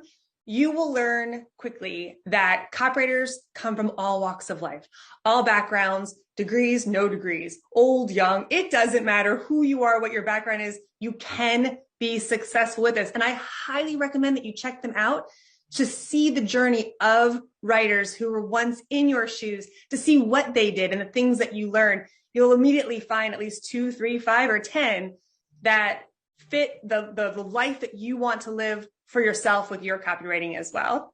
All right. So now let's talk about how to get the most out of this program. We're at this really crucial juncture. You're starting out, and just some personal tips that I'd like to see you incorporate. Again, you're going to find what works for you, but I think the number one is to make the commitment to yourself and let people know about it. Let people in your family know. Let people in your world know. I am a copywriter now. I am doing my training. So set up a dedicated workspace. It can be, your kitchen table. It can be in your bedroom, whatever works for you. But just have that be your sacred writing space, your sacred learning space. Honor that.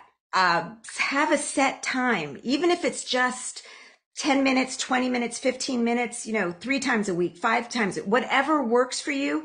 Just plan your week out, plan your days out, and set aside some time for your copywriting training. And most importantly, let people know that you are not to be disturbed. You're at work. That's your job. So you need to treat it that way.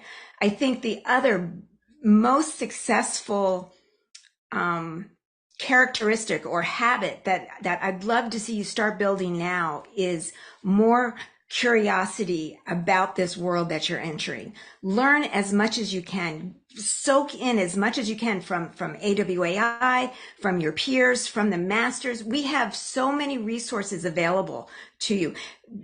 Nothing is, well, everything's new. It's all old as well too. And everything, all the fundamentals still apply. And the more exposure you have to them, and the more ways you take it in, the richer and more fulfilled your writing's going to be. Copywriters are avid learners, they're avid readers, and they're curious people. So develop those skills and apply those. And, you know, the last thing is just be so proud of this profession you've entered. I feel copywriting is really one of the most noble professions out there. You know, that might sound a little funny, but we are the lifeblood of the economy. We are helping businesses. We are helping communities. This is what you're doing. You're helping people solve problems. So don't lose sight of that. And like Katie said, one of the best tips, block out time. There's not a better habit that you can have than setting the same time, the same schedule every single week, as best as your life allows, to approach this course. Make sure that you study each and every lesson. Go through the work. Everything that we're teaching you, like Katie said, the fundamentals don't change. How we teach you does. We know what it takes to train a copywriter. So some of the exercises might seem silly or difficult or interesting. Just do them. Study each lesson. Actually do the exercises. Trust us, after 25 years, we've proven that we know what it takes, and there is a method that's happening behind our training. Make sure that you prepare your assignment and ultimately send it in. I can't tell you how important this is. You've already made the commitment, like Katie said. Send in the final assignment, get the feedback, and improve it. There's nothing that will build confidence more in you than knowing you can get it done. Then when you go work with clients, it's not your first experience. You've already had an experience. You are going, and they're your second experience, not your first. So finish that final assignment, send it in, get that feedback, and make sure that you turn it into this amazing sample you can use to build your copywriting career. And, you know, Rebecca, I do have one more success tip to add, and we have seen the power of what this can do for you. And that is, be a part of this community. Take advantage of it. Especially just start right now in the Facebook group. You're going to be amazed at the people that you're going to meet there. These are all people that get what you're doing. They're your tribe. They're have the same dreams and goals that you do. They're on the same path. Some are going to be further ahead. Some you'll be helping out once you get further ahead. AWAI has the most generous, supportive, fun community out there. And it's really our secret weapon, and it's your secret weapon. So please take advantage of it. Ask questions, post copy reviews, anything you can think of. Like Katie said, this is your tribe. They know what you're going through, and many of them are more experienced. Don't be intimidated by that. Use that to your benefits, that you can move up faster as well. And we'll see you in there also. Yes. All right. So what's next? Get started. Get onto that program. Yeah. So jump on in, roll up your sleeves, and remember our tips for getting through it. I know some of it might seem funny or odd, but we promise you this works. Do every assignment, move through this program, and we'll see you soon.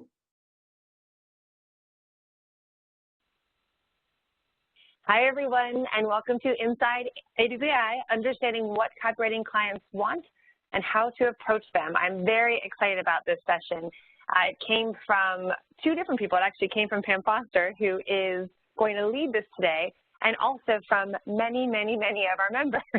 Part of our thing with Inside AWAI is to tackle these topics that we sometimes take for granted. You know, we've been in the industry for so long, we know who the players are. We might answer the question quickly and say, oh, here's what the clients are, here's what they want, and don't really think about, okay, if you don't have a background in marketing, if you don't understand this industry, do you know who all the people are and what keeps them up at night and what they're looking for when hiring a copywriter? So we get the question all the time, and Pam had just gone to a trade show and thought, you know, I met with all of the clients, the types of people that AWAI members need to be approaching. And after getting back into that world and talking to them one-on-one, I realized I can explain each of the players now who they are, and how to actually get in the door to solve their problems. So I really want to do this session. So here we are today. So I tell you that for two reasons. One, getting clients is the big mystery part of all of this, right? To make a living as a writer, we need to get clients who are willing to pay us good money. That means they have to understand our value and be excited about what we deliver, the value that we provide. That's part of this. And understanding how to get your foot in the door is an important part. So we're going to cover a lot of that today. In addition, I wanted to mention that this Inside AWI, we do this for you. So if there is a topic that you want covered, we've done LinkedIn profiles, we've done pricing, we've done building out roadmaps, retainer deals, all kinds, picking a niche, all kinds of topics, many of which have come from you, our members. So if you have any ideas or things that you want us to cover, you're going to get an email from me on Monday that has my email address, although it's askrebecca@awaiionline.com. But I invite you to give me ideas, whatever you want us to cover. This is your time with us, so whatever you need. And then at the end of this, we're going to open it up for questions. So whatever questions you have that we don't answer, put them in the Q&A. Let us know what questions you have. We will be here as long as necessary just to make sure that you have this, you're able to take full advantage of this opportunity. So with that, I'm going to go ahead and just introduce you to Pam really quick in case you're not familiar. She is now our Director of Copywriting Training, but she has a corporate and freelance background. She's been an AWI member for 11 years. Funny, we just wrapped our 10th annual Web Copy Intensive this week, and she was at our very first intensive. She was one of the only people to have been to all 10 Web Intensives, so that was pretty cool. I actually met her there, and it's been amazing to watch the transformation of someone who was once an attendee and then started writing for us and then became an expert in her own right, wrote some great programs for us, including the ones that you see on the screen, like working effectively with web clients. And then we let her do a webinar, and then she took the stage, and now she's one of our most popular speakers at boot camp and just helped host the Web Copy Intensive. So it's been awesome to watch the transformation. That's part of our joy at AWI, is watching you transform from wherever you are right now into the person or the writer that you one day want to be. She's also a Circle of Success instructor. If you're not familiar with that, you'll learn about that more in the next couple of months. Circle of Success is kind of our more advanced training, if you will. When you decide, if you decide you want to go all in and be a copywriter and want really focused training and a plan to follow and step-by-step instructions and experts, more like a classroom setting over a couple of years, that's our Circle of Success program. And Pam is one of the lead instructors there. And like I mentioned, she teaches at Bootcamp Web Copy Intensive and officially joined our staff in 2015. We loved working with her so much that we went to her and said, how about you just join us full time? Maybe you should just come work with us all the time, which might happen. Your clients, we're going to show you how to get clients. Sometimes your clients will want you that badly. So with that, Pam, I'm going to hand it over to you. Okie dokie. So just very quickly, in all of that background, you can tell that I'm kind of old. No, I've been around for quite a while. But what's been cool about that background is that I have had every kind of scenario you can think of as a copywriter. I've worked in-house in a corporate environment. I actually worked for LL Bean at one point because I'm a Mainer, and pretty much everybody in Southern Maine works at LL Bean at some point. And then I worked in corporate America. I was a copywriter, and then I became a manager of a creative department, so I would then hire copywriters. And then I was a freelancer, and I was a copywriter and message organizer for a startup, and I've done training.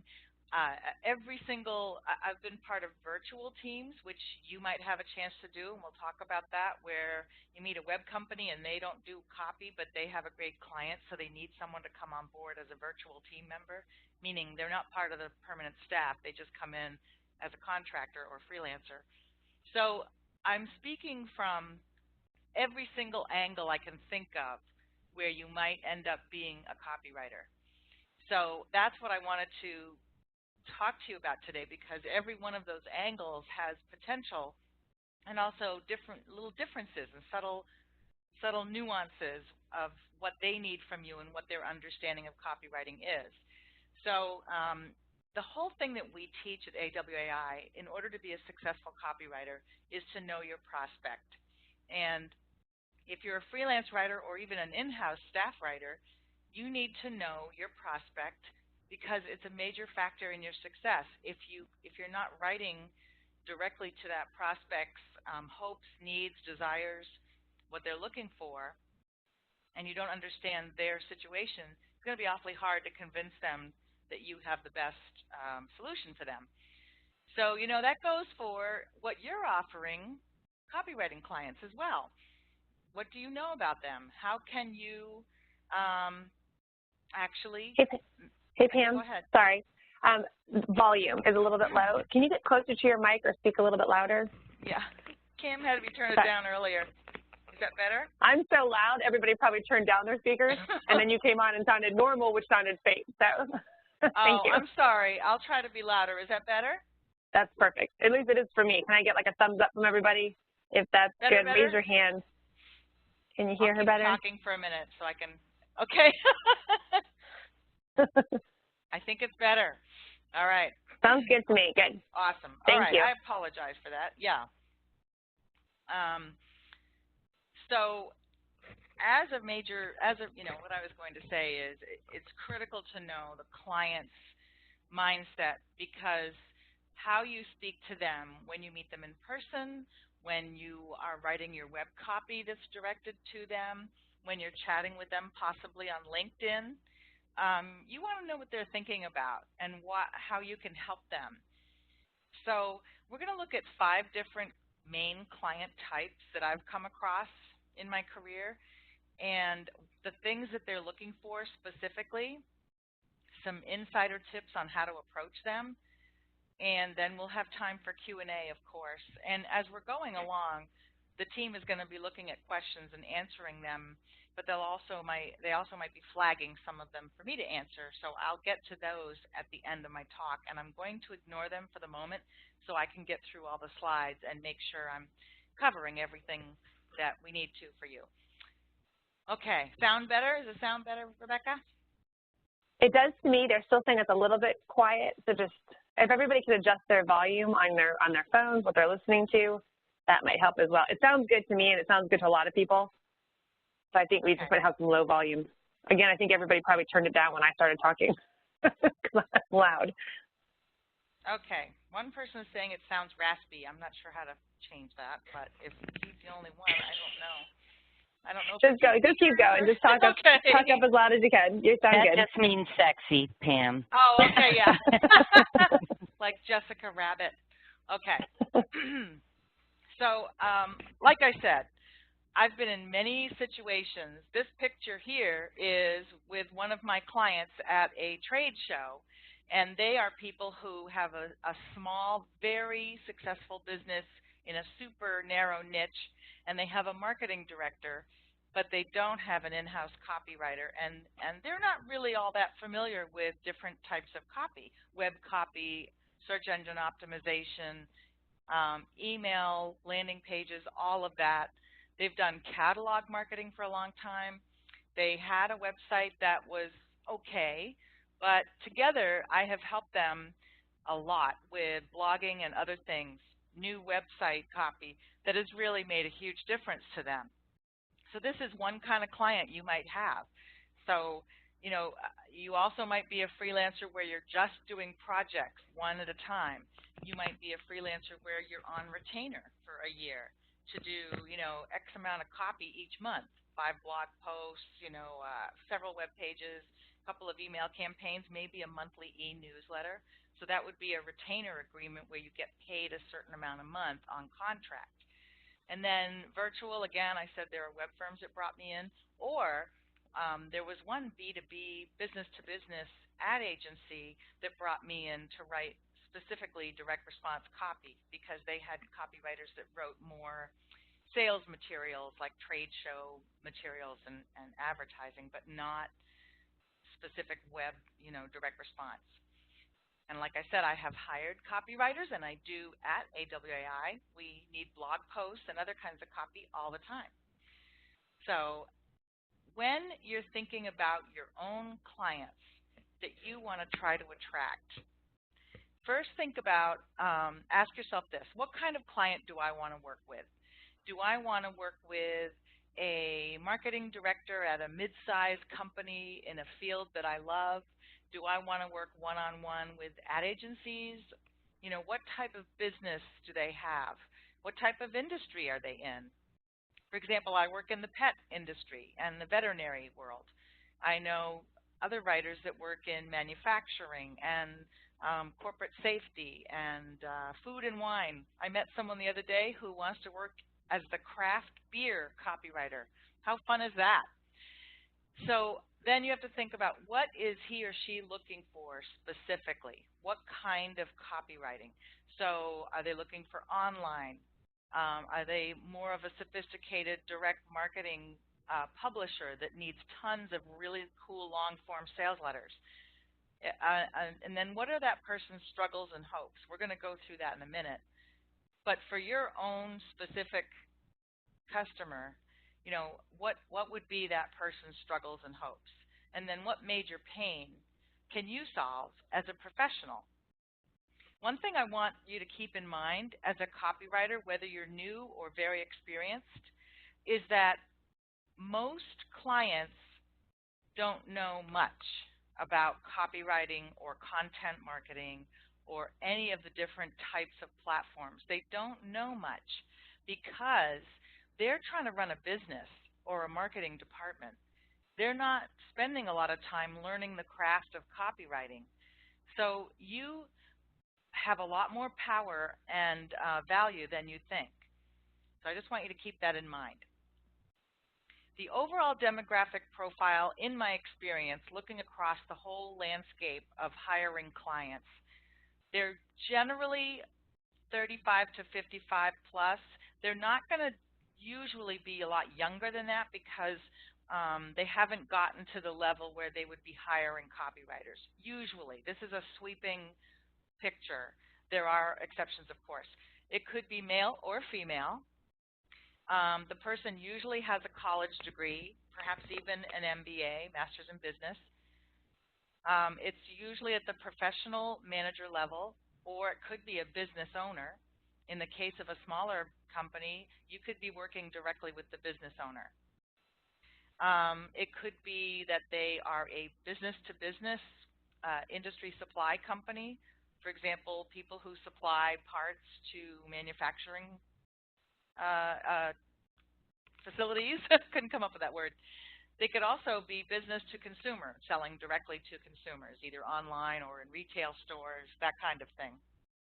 They could also be nonprofits. Or it could be an organization that does a mix of those things.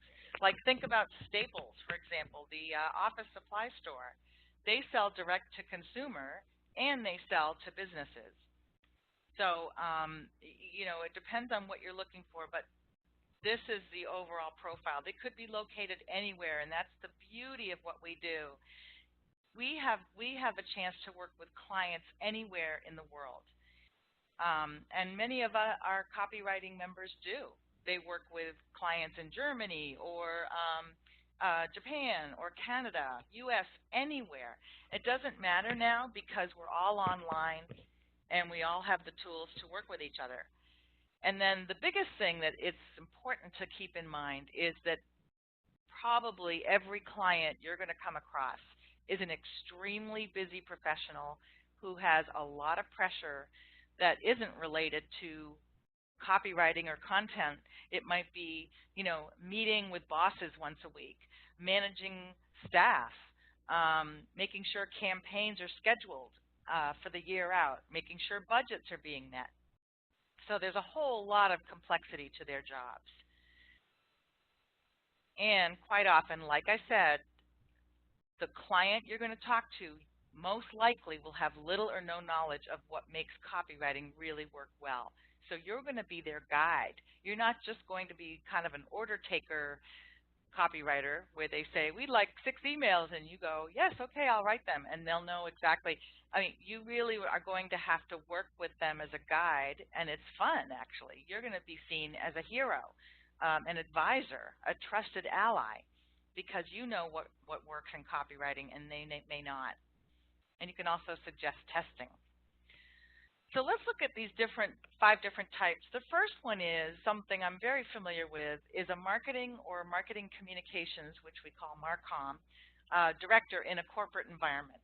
And it might be a mid-sized company or a larger corporation, but this person is leading a department, and they're responsible for marketing or marketing communications in some capacity, and they're probably leading a team where there is a marketing assistant, someone who is maybe graphic designers on the team, maybe a web person, and maybe or maybe not other copywriters. But you're going to be brought in for your expertise on certain projects. So you have to keep in mind that this person is juggling many different flaming arrows at once on a given day. So let's see, what is that person's responsibilities? First of all, they have to usually develop the strategic marketing plans for the company. They have to come up with who are we trying to reach and how are we going to reach them, which media we're going to use, how often we're going to put that out there, and all of it. Develop a calendar for the year. So first quarter, we're going to do this, this, and this. Second quarter, we're going to have an event. Third quarter, we're going to roll out a new website. I don't know. But they have to plan all this out. And then they have to coordinate those campaigns with their team and also perhaps multiple vendors like photographers, outside printing vendors, other kinds of list brokers who give them email lists to communicate with. All of these details. And then the biggest role I remember from my corporate days had to do with meetings. Meetings. You were often in charge of kind of pitching or selling the marketing campaign ideas to gain executive approval, because you were responsible and you have to report to them, and they want to make sure that you're going in the direction that fits the company's brand or direction, all that good stuff. So you have a lot of pressure because they're wanting to see really cool campaigns that are going to bring in results. In addition, they have marketing intake meetings. So in their company, there are people responsible for the different product lines, and they all need marketing campaigns. So they're going to sit with those people and say, what do you need? What kind of results do you need? How can we support your salespeople? All of that. And then they are going to be reporting on campaign performance. They're going to be standing up at senior executive meetings and showing how the campaign worked out, and hopefully it was a good thing. Otherwise, they look like mud out there, and it's not a fun place to be. They're also in charge of the overall branding, so logo, voice, how they're being presented, even in customer service when the customer service people call in. It's amazing. There's so much on that person's plate, and they may also be the media or PR spokesperson. Okay, so do you think that they're super busy people? Yeah. And do you know what they would love more than anything is to find a great copywriter who can make them look good and make their campaigns work really, really well. What keeps this person up at night? Well, worried about marketing promotions running smoothly on budget and bringing in the forecasted leads and sales or exceeding them. Their nightmare is being embarrassed by poor performance or errors, looking bad in front of the executives, or potentially losing her job. So pressure.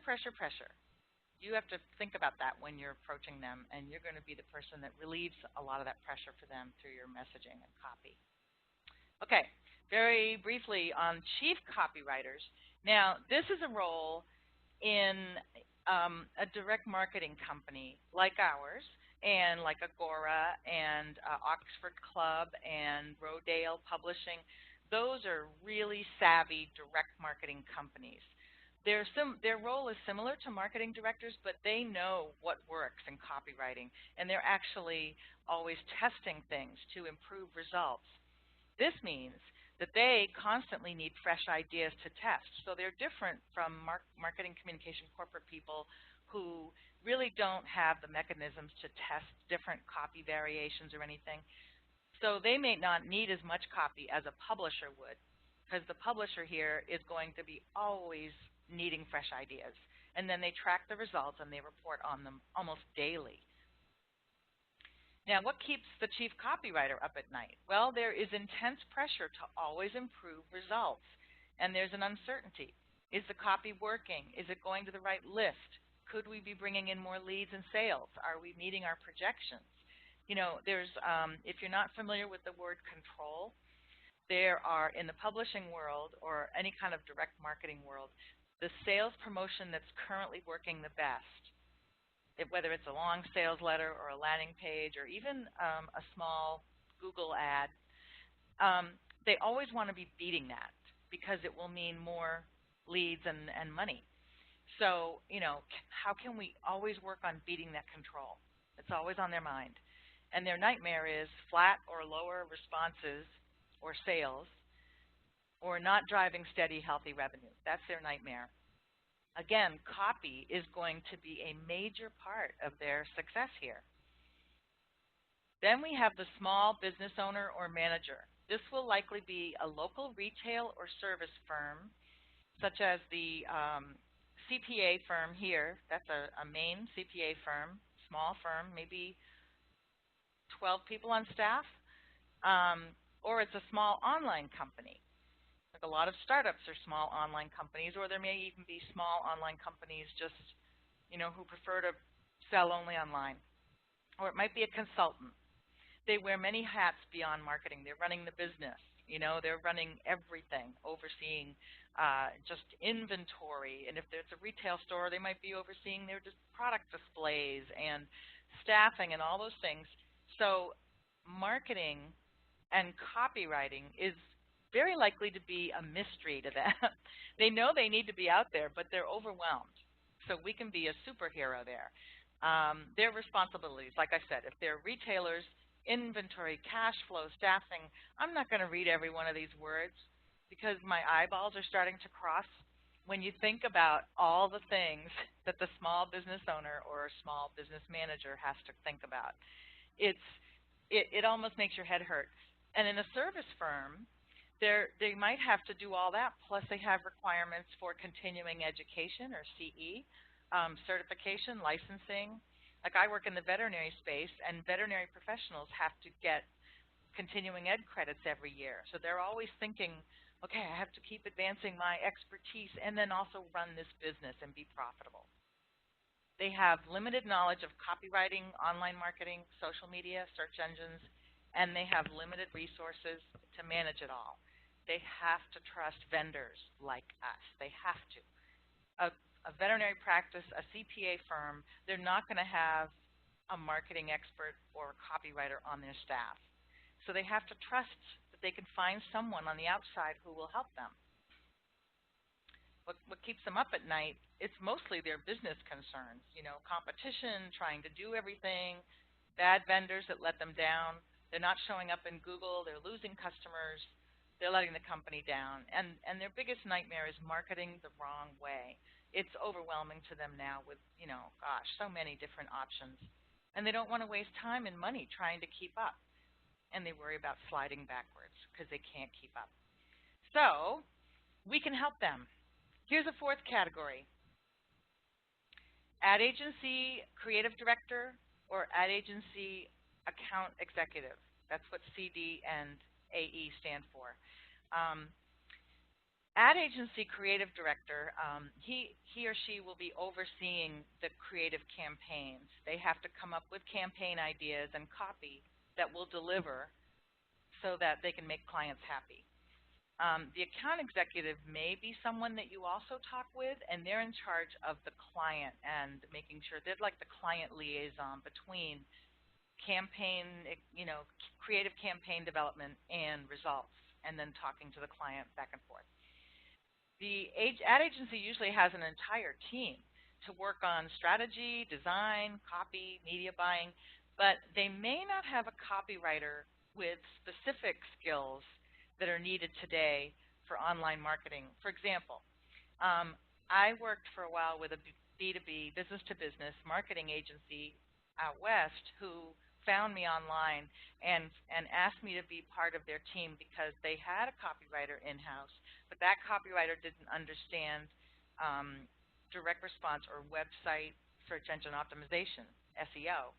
And even email, email campaigns, not really that kind of action-oriented copy. They didn't have someone with that expertise. So I came in, project basis, and we'd say, okay, here's a big project. We're going to work on it together.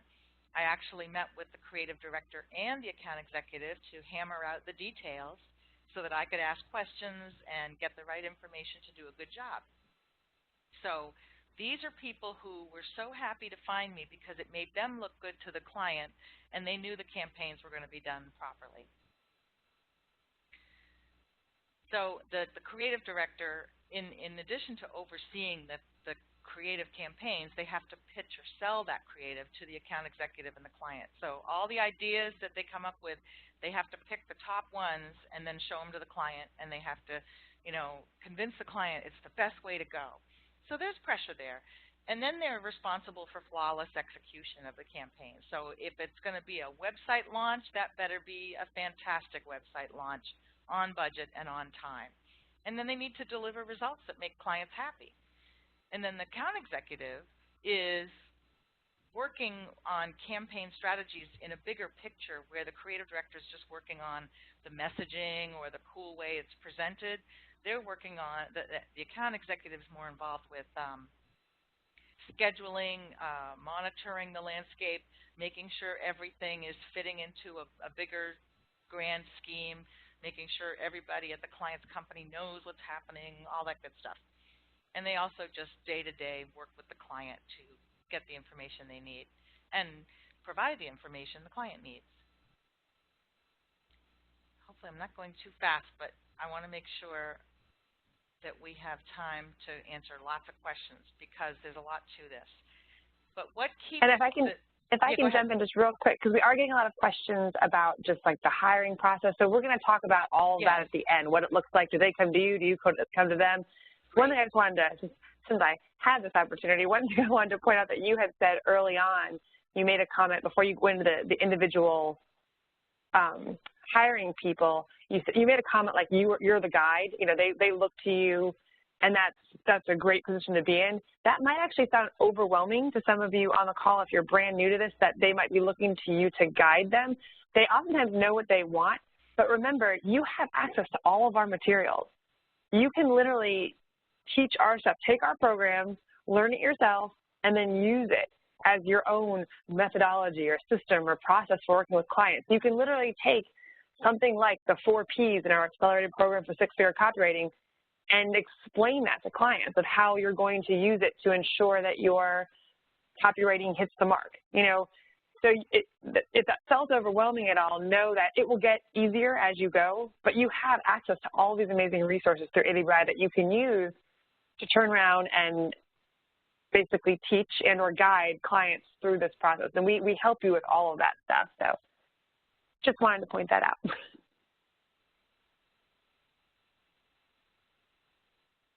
Pam, are you still there? Oh no, what happened? Pam?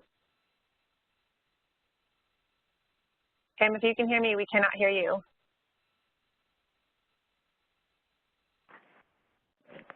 I think she lost her audio for a moment. How ironic. Not talking about her. Cam, I don't know if you can, well, Cam's probably IMing her right now. Yes, I'm going to send her a message. She lost all power, no Wi-Fi or electricity. Ooh. Okay, we'll give her a phone number to call back in if she wants to join us that way, and someone else can advance slides if that works. We can do that. Okay. Cam, pass the ball to Rebecca, and actually, I'm going to have you pass it. Katie's here. Sorry, guys. How ironic that right when I said, like, she would have just blanked out anyway. That's so weird. It was like we were connected somehow. I think they're having thunderstorms. Oh, my. Okay. So, Cam, actually, you're going to text her a phone number, right? So you're texting Pam, and then Katie has the ball. So, Katie, because I will have to jump off in just a little bit, so I'm going to have you continue on with this, but she will call in just a second. Here she comes. Pam's coming back? Yes. Okay. She's going to call in. She won't be able to advance the slides, but she will be able to talk on all of them. Yeah. Like the Academy Award, she'll just say next. Pam, I know you're looking for her. She's looking for Pam's phone number. I will text it to you right now. Okay. Well, and I'm just going to jump in with a couple of the questions that we have so far. Rebecca, you touched on exactly what Marissa was asking about as far as how will your clients know what they want and what they don't want. Chances are if they've been doing any type of marketing, you'll start with that and then move on from either, improving and making enhancements to. You're not going to necessarily be starting something brand new out of the gate. And like Rebecca said, we're here as a resource. We're here to help you guide them. You're coming with the power of 20 years of expertise and pros behind you. Alan is asking, this is a big question, and I do want to get Pam involved as well. In your position in hiring copywriters, what do you look for in picking your copywriter? Can I answer? Yeah, sure. Sure, jump in. No, you can answer first. While we're waiting for Pam. I thought you were waiting for Pam. Sorry, go ahead. Well, no, go ahead in case you had to go. For me, writing is the first part. It's I want to see your writing, and even if it's just the email to me that's selling your services, that is your first test. That is your first sample. So remember what Pam was saying about how busy we are. Be polite, be respectful of our time, and be very clear with what you provide and what's in it for me, your reader, your potential client. What is the service that you're providing, and how is that going to benefit me? So that's part of it. Then samples, to actually see your writing. Early or oftentimes, new copywriters always ask the question, like, well, how am I going to get samples if I don't have any clients? And how am I going to get clients if I don't have any samples? Samples are truly just samples. If you want to write emails, write sample emails. If you want to write websites, write sample websites. It doesn't have to be for an actual client. I'm not looking for a laundry list of people that you've worked for. I'm just genuinely looking to see your copy. If you want to write an article for me, write a sample article and send it to me and let me see that you can write in a way that matches our audience. And then once I hire you, it's all about deadlines and the ability to take feedback and listen to what it is that we want and what we need from you as the copywriter. And from my perspective, I want to know that you know something about our business, about our customers, what our intentions are and our goals are. I don't want to feel like I'm just you're sending out some canned letter to a group of people. Know something about the company that you're writing to, and why is it? What is it that you can add to the conversation that's going to help them further their goals? The other thing to remember is clients need so much writing. They need so many different types of writing.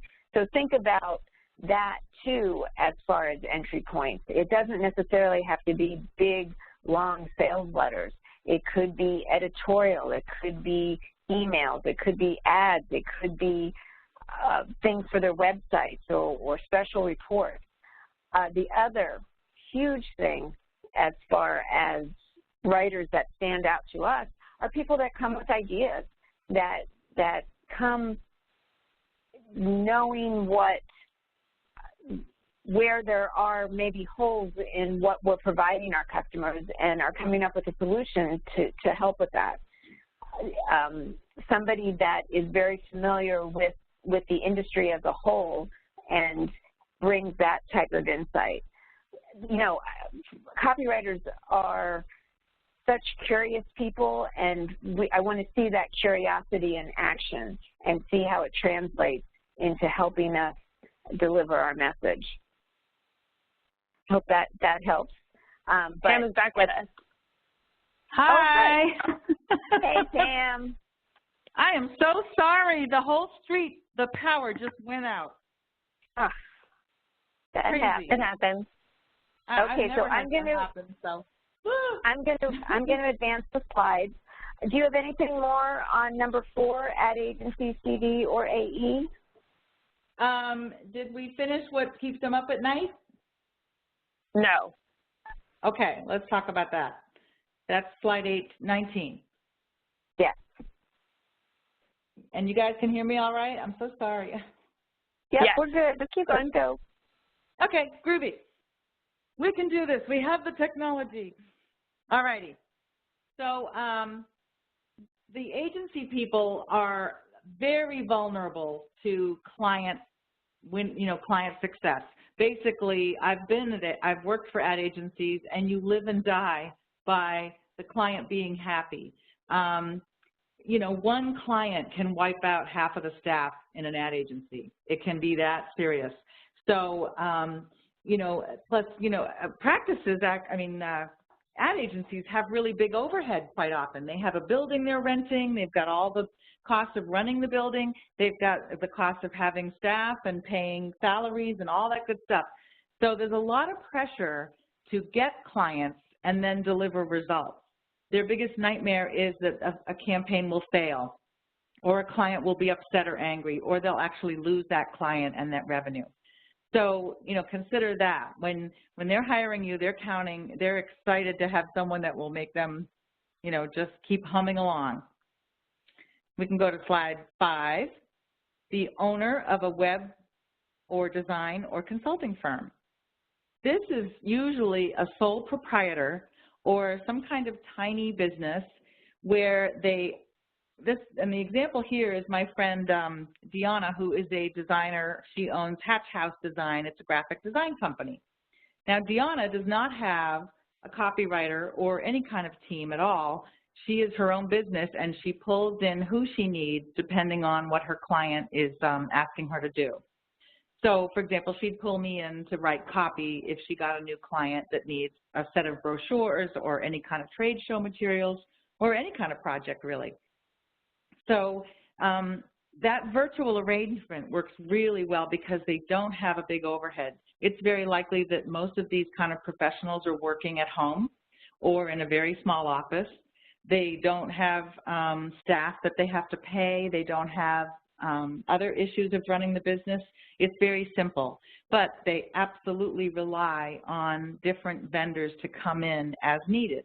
So you might have a great time connecting with a designer or a web company that doesn't, I know these two guys that have a web company and they work only virtually.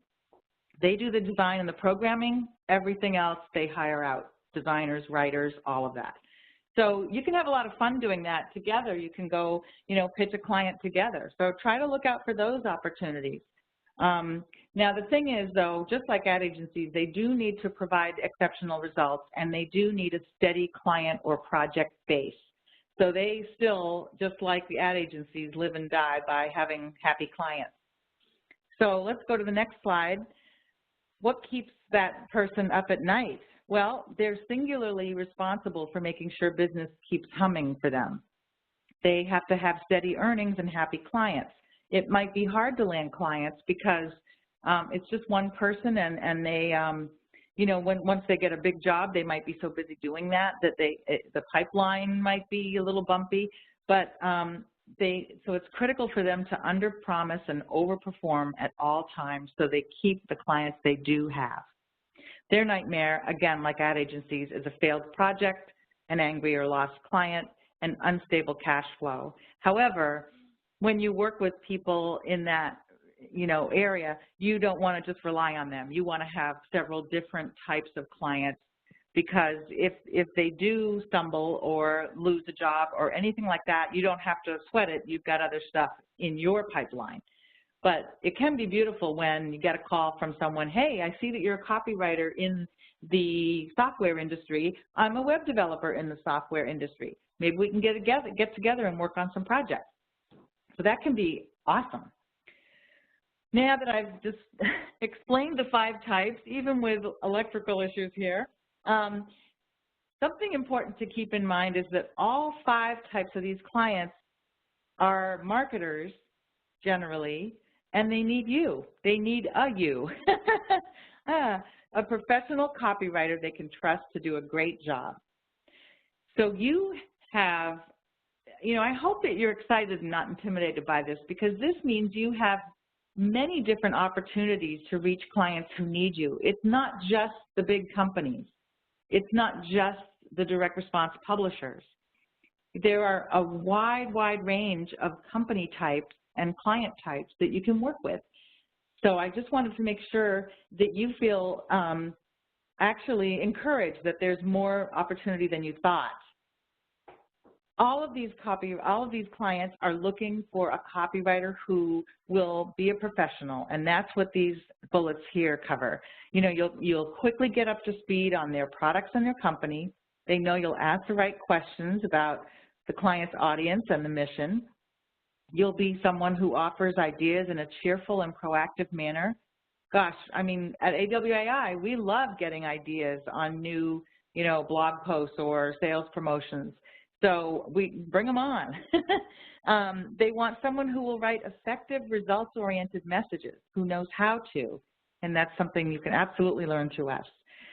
They need someone who can know how to write a variety of materials, because there are so many different types of marketing approaches today, whether it's websites, email, case studies, any of those things, or someone who's super focused and specific, such as video sales letters, search engine optimization. Those are very high-valued skill sets, all of those. Pam, can I interrupt you for a minute? I may have put behind. I'm still on slide 21, but I'm sorry. I should have said to go. I'm slipping through and not telling you to go with me. I'm so sorry. Okay. So I apologize.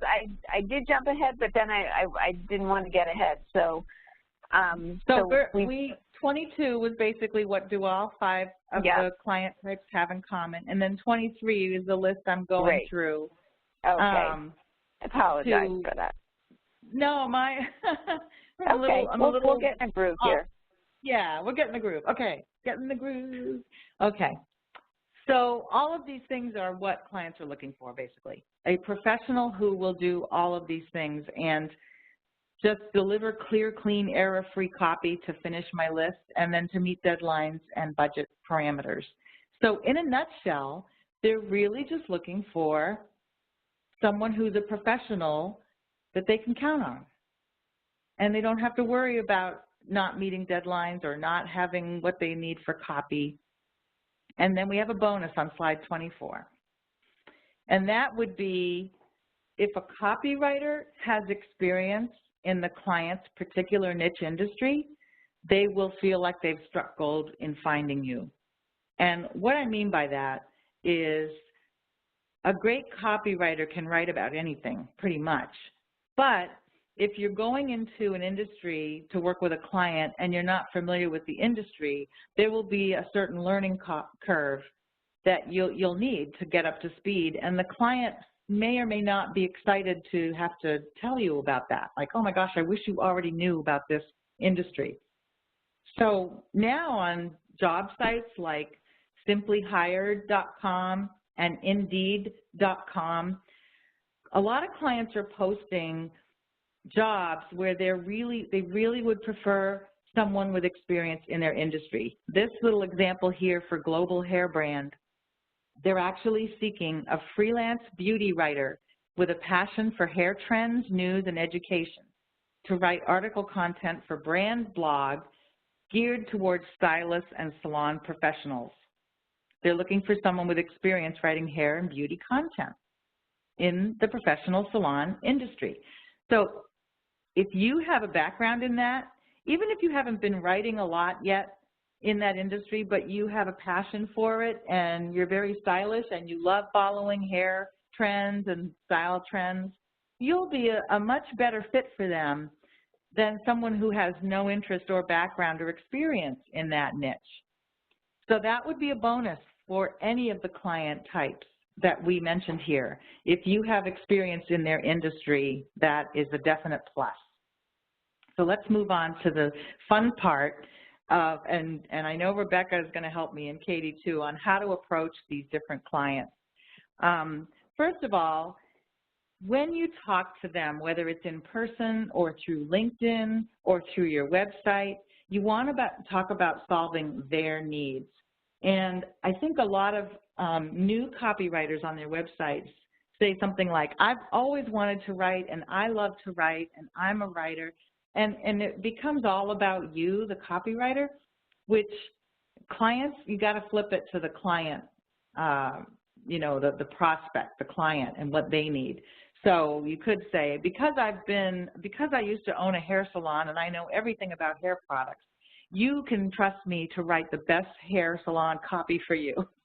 You see what I'm saying? You're talking about what they need, not all about you. You want to show that you genuinely care about them. I told a story the other day of a prospect that I received through a referral, and they wanted to know how I work and my budget and everything. And I said, well, first, can we get on the phone and talk about your business? Because I really can't pitch anything or tell you anything until I know what you need and I know what your challenges are. So we got on the phone and I said, you know, what are you struggling with? What are you hoping to do with your communications? And they were thrilled because they had reached out to someone else and the other person just emailed back a rate sheet, which it didn't show at all that that person cared about that company. You also can, you know, it would be great if you use their language, especially in a niche. You're certainly going to speak to hair salon professionals differently than you would OSHA safety manufacturing engineers. So the more you can know the language, the better. You always want to demonstrate professionalism, and you want to drive the car. And what I mean by that is, again, and we'll talk about this, but they don't know much about copywriting. We know about copywriting. So we can drive the process by asking the right questions and following up and saying, you know, is this the message direction you want to go in? And then writing the copy on a schedule that you come up with. And things like that that are subtle, but they show that you know what you're doing and they can relax about that part. So, that's huge, Pam. I can't stress that enough. That is a huge comfort level, and it does just set the tone. The other thing I would just add to this is think of it as a long-term relationship. That's what you're looking to establish here. And just like any other long-term relationship, you know, it's going to start slowly, most likely, and build gradually as trust is formed and knowledge is gained. We met someone at the web intensive that we were talking about who just a year and a half ago decided this is what he wanted to do, and he's trying to figure out how to get started. He found the companies that he wanted to write for, and literally for about 2 months, I think it was, he just sent them ideas. And, you know, he didn't expect to be paid for them, or he just, and, you know, we're not suggesting that everybody do that, but just think in these terms of what can you offer to the client that is going to, A, show you have their best interest at heart, you're willing to work hard, and you're willing to put a little bit of yourself out there in order to get the relationship going. Yeah, that's awesome. I love that. And most clients will be so appreciative. I mean, they might not respond in some ways because they might be just too darn busy to respond sometimes. So don't take it personally if they don't respond right away. But be persistent in a positive and helpful way, and just let them respond when they can. You know, and it might not happen for a while. We've heard some great stories over the last few months of people submitting ideas and stuff, and they thought, oh, well, I never heard from the client. I guess it fell flat. And then a few months later, they have a contract. The client went, you know, I was really busy, and it was the holiday season, and I couldn't get to this, but now we want to work with you. So never give up and keep putting the fires out there. So let's go to slide 26. One of the ways that you're going to approach clients is actually by helping them find you. Wouldn't that be swell? This is a software copywriter here, an example of her website, and her website talks all about the solutions she can offer software marketers. And she even has a special report they can download, boost software leads from social media by 475%. Holy moly, who wouldn't want that in the software industry? So she just put together this guide that a marketer in the software industry might be very intrigued by. And that's how you get the ball rolling. That's just one example. And also, we're not going to go deep into these examples today, but we do have several other inside AWAI sessions on getting your first client and marketing yourself and choosing a niche and all of that. If you go through all of those, and I think somebody can provide the link to you in the Q&A, you might find everything you need to start building your business. Another big way is LinkedIn. So this is a LinkedIn profile here, slide 27, of a B2B industrial manufacturing copywriter who also is knowledgeable in safety. So you might not be able to see the specific copy right there, but he is clearly positioning himself to solve the needs of marketers in that industry.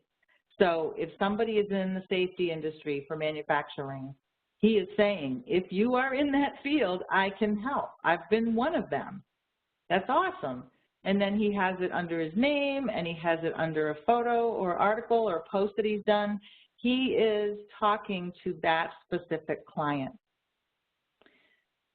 So that's a nice example there. And by the way, we are recording this, so you can go back and watch it whenever you want. Now, here's another way to get your first client or start working with clients is to reach out to local businesses in your community. This is just a little bakery I found in my area. And, you know, in some cities, there are lots of bakeries all competing for business, you know. So if you can help one of them stand out more, you'll be a hero, and you'll have a sample and testimonial, and you'll get the ball rolling. So that's another idea, is just go local in your community and talk to business owners and ask them, you know, if they're happy with their marketing. And then the other one is trade related. So if you are in a niche market, you know, look for trade associations or trade journals that you could possibly write for. This one is a completely geeky veterinary trade journal that I have been writing for a long time. I've been doing blogging for them for about 5 years and other types of content. It's super narrow niched in the veterinary industry, but I get to write for them twice a month, and I love it. And it gets my name out there to companies in that industry. So you definitely want to look at trade associations as a potential in for you. And then that was slide 29. Sorry, I didn't tell you to change. That's okay. We're keeping up. You're keeping up. Okay, good. So slide 30, keep in mind, in a nutshell, to wrap up this part, and then we can answer questions. Clients, any client, will be overjoyed to have found a copywriter who truly is these things: a helpful advisor, an idea generator, and a reliable resource for results-producing copy. That is really what clients want, all clients. And now that you know those 5 different main types, you can approach them by offering these things to them and hit them where their pain point is. You know, you're too busy to worry about how the latest email marketing works. I can help. Or if you're worried that your website isn't showing up at all in Google on the first 1 or 2 pages, I can help. I can solve that. And this will be like, oh, thank goodness, I found someone who can help me. So that is it for the lesson part, and now we'll be happy to answer questions. Slide 31 is just questions. Put them in your Q&A. Now, I can't see the questions, but if you want to read any to me, I'd be happy to answer them. Yes.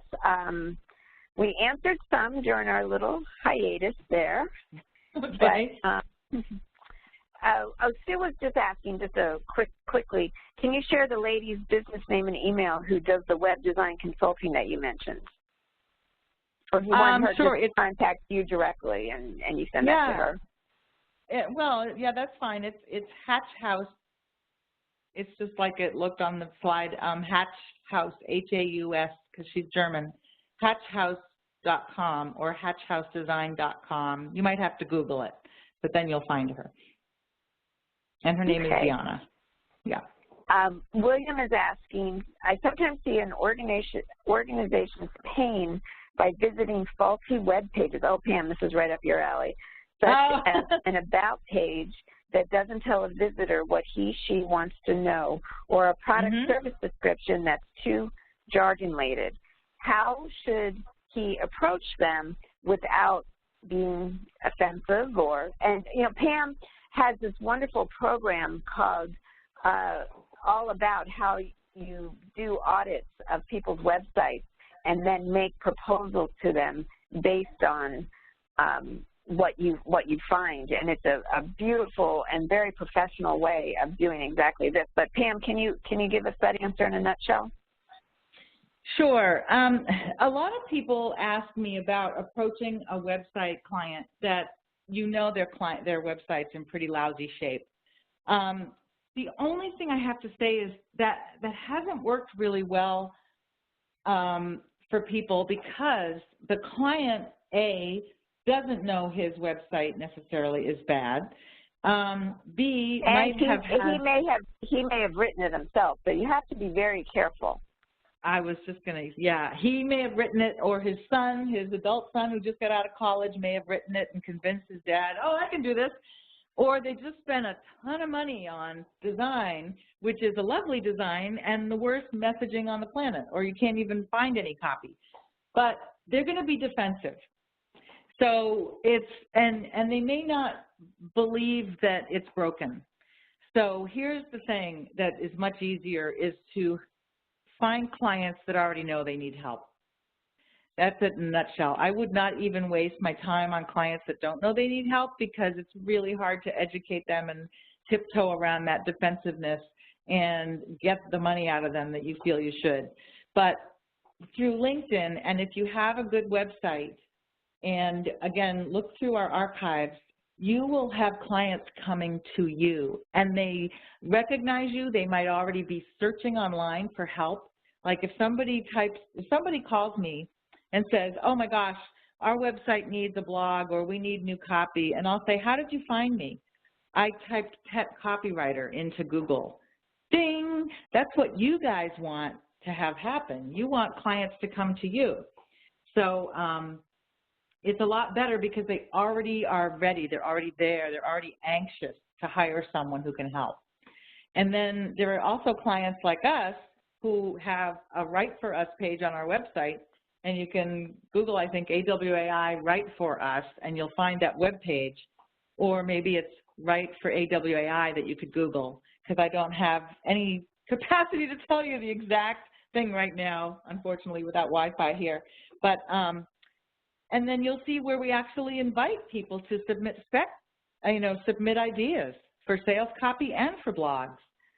So we're already there. We already want great copy. And so that's the gem, is if you can find clients that already they already know they need you. Okay.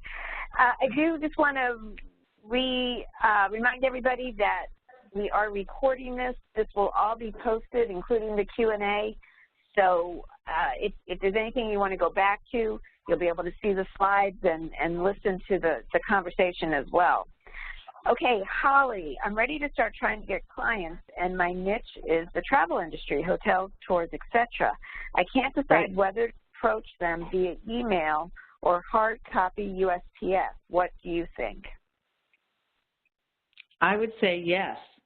Yeah. Try both. Test. Exactly. Try both. You don't know. One might love getting something in the mail, and the other might respond to an email. And don't just get discouraged if your first effort isn't a thundering, success, because sometimes it takes it takes many touch points, right? It does. And the thing is don't do a mass. Don't have a mass mentality. Really look at each company and think about how you can personalize it, and definitely test the try postcards, try something in the mail, try emails, try phone calls. Find what you're most comfortable with, and then find what's most effective. It's going to be about the message itself is going to be the most important thing. And if you look through past Inside AWAIs, we have covered this many different ways. We have so much information on our website as well, too, about how to do this, and you can see how other people have done it. You know, I can't tell you how many times I've heard from people that have been, you know, called me up frustrated and, you know, this isn't working for me. I'm just not getting any response. And I'm like, well, you know, how many companies have you contacted? Well, you know, 3. I'm like, well, yeah, you know, it may take more than 3. Let's just put it this way. It may take more than 30. It may take, you know, more than 50. You just have to keep trying and learn from whatever feedback you are getting and keep refining. And the other thing to keep in mind is many times this happens is even if you don't get an immediate response, you might hear from them 3 months down the road, 4 months down the road. If there's companies that you want to work for, I would think about ways of keeping in touch with them in a way that is helpful and not a burden for the person that you're sending them to. So if it's somebody in the travel industry, maybe send, if you find some interesting blog post or some interesting tip or something relevant that applies to them that's going to make their job easier, fire it off to them. Oh, you know, I saw this and I was just thinking about you. I agree, and I think that this is a great approach for how, you know, this is something that your customers might be interested in. Those kind of things, mix it up. Don't do anything too formulaic or that feels cookie cutter, but you want this person to feel that you're engaged in their business and you care about them. So try them all. Yeah, I was going to throw in that one of our members, Steve Maurer, is like the LinkedIn king. He works LinkedIn like I've never seen in my life. And we showed you his slide earlier where he set up his profile on LinkedIn. He will post articles. He will comment on articles that are posted by people he'd like to work with. He will reach out to people he'd like to work with and introduce himself.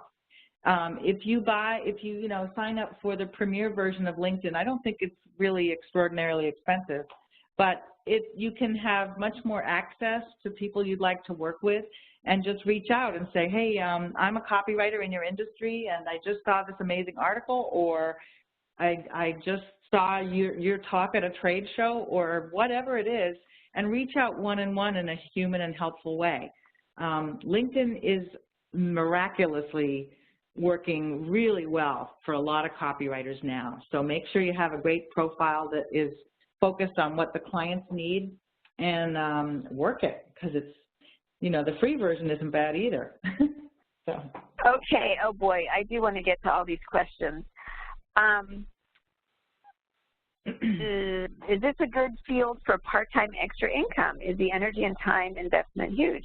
It's an excellent field for that. It's a whatever you need it to be income opportunity. And the time and investment is, there is some startup, absolutely. You do have to learn the basics, learn the foundations, learn how to help companies be more successful. But there's so many opportunities, so many different ways you can do that. Again, it doesn't have to be full, long sales letters. It can be helping companies with their blogs. It can be helping with social media. It can be helping with case studies or smaller type projects. So I do think there is a way, you know, one way of doing this is, okay, well, how much extra would I like to earn? And then you back into it that way and find the projects that fit that, and then go out after the companies. We do a great State of the Industry report, which you can find on our website, the 2017 State of the Industry report. And there's a great section there on what some of the most common projects pay. I mean, that's one way of doing it. But the other thing is, learning these skills, learning persuasive writing is just going to help you be more successful in anything that you do. If you use it for copywriting or not, you're going to be a better communicator, and better communicators are just more successful in their work relationships and their personal relationships. So it's an investment of time and money that I think is so well spent. Oh boy, okay, I'm getting a little bit lost here. Hillary lives in New Zealand. How difficult is it to find clients, particularly in the USA where most businesses seem to be copywriting aware? Pam, do you want to take that, or I can? Sure. Well, again, if you want to check out all of our Inside AWAI articles or presentations, there are several on clients, getting clients. And the thing about the U.S. is, yes, we're more copy aware, and it doesn't matter if you're in New Zealand, except, you know, if a client wants to talk to you at a certain time of day, that might be an issue. But in general, we have a lot of members who are in Australia and New Zealand. So the thing is, wherever businesses are selling, wherever there's money transacting, they need copywriters. So even if copywriting isn't necessarily, you know, doesn't seem to be as talked about or active wherever you are, I promise you companies need your services. If they have a website, they need your services. So when you put it in those terms and start looking through that lens, you know, that's what copywriters do. Whatever helps companies communicate with their prospects, get their message out, grow their businesses. Pam, Scott has a question that he thinks is a silly question, but it's not at all. He's concerned he has too many niches. Should he just concentrate on, and I know you get that, another wonderful program that I recommend everybody investigate and take, Pam wrote, it's called Niche Yourself. And we've actually done a great Inside AWAI. We spent a whole hour on Niche Yourself, which I encourage you, that's free, go check that out. But, you know, Pam, my answer was it's best to start as focused as possible, knowing that, you know, you're not marrying your niche. You're not, this is, you can always change, you can always adapt, but it just helps to get, when you're getting started, to have as single of a vision as possible. I don't know if you have anything to add to that. Well, I haven't figured out how to clone myself yet. So until I can, it's really hard to immerse yourself 100% with gusto in more than one niche because there's so much going on in one industry. For example, like I keep bringing up the pet and veterinary industry, it's huge. There's a lot of change going on. There's a lot of spending going on.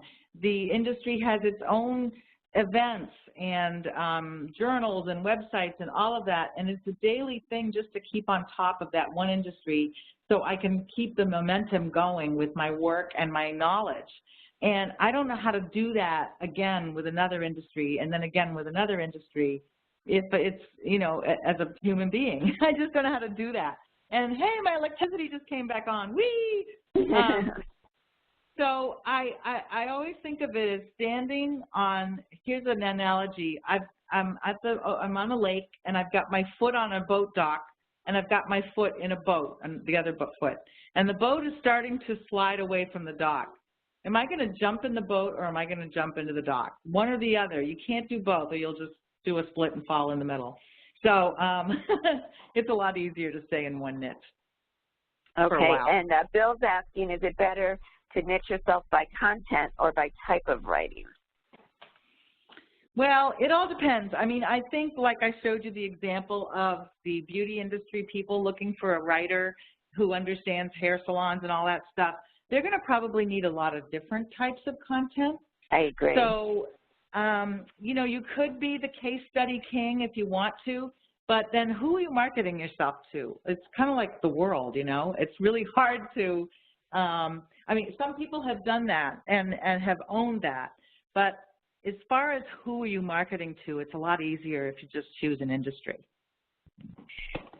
Jennifer's just asking for clarification on slide number 4.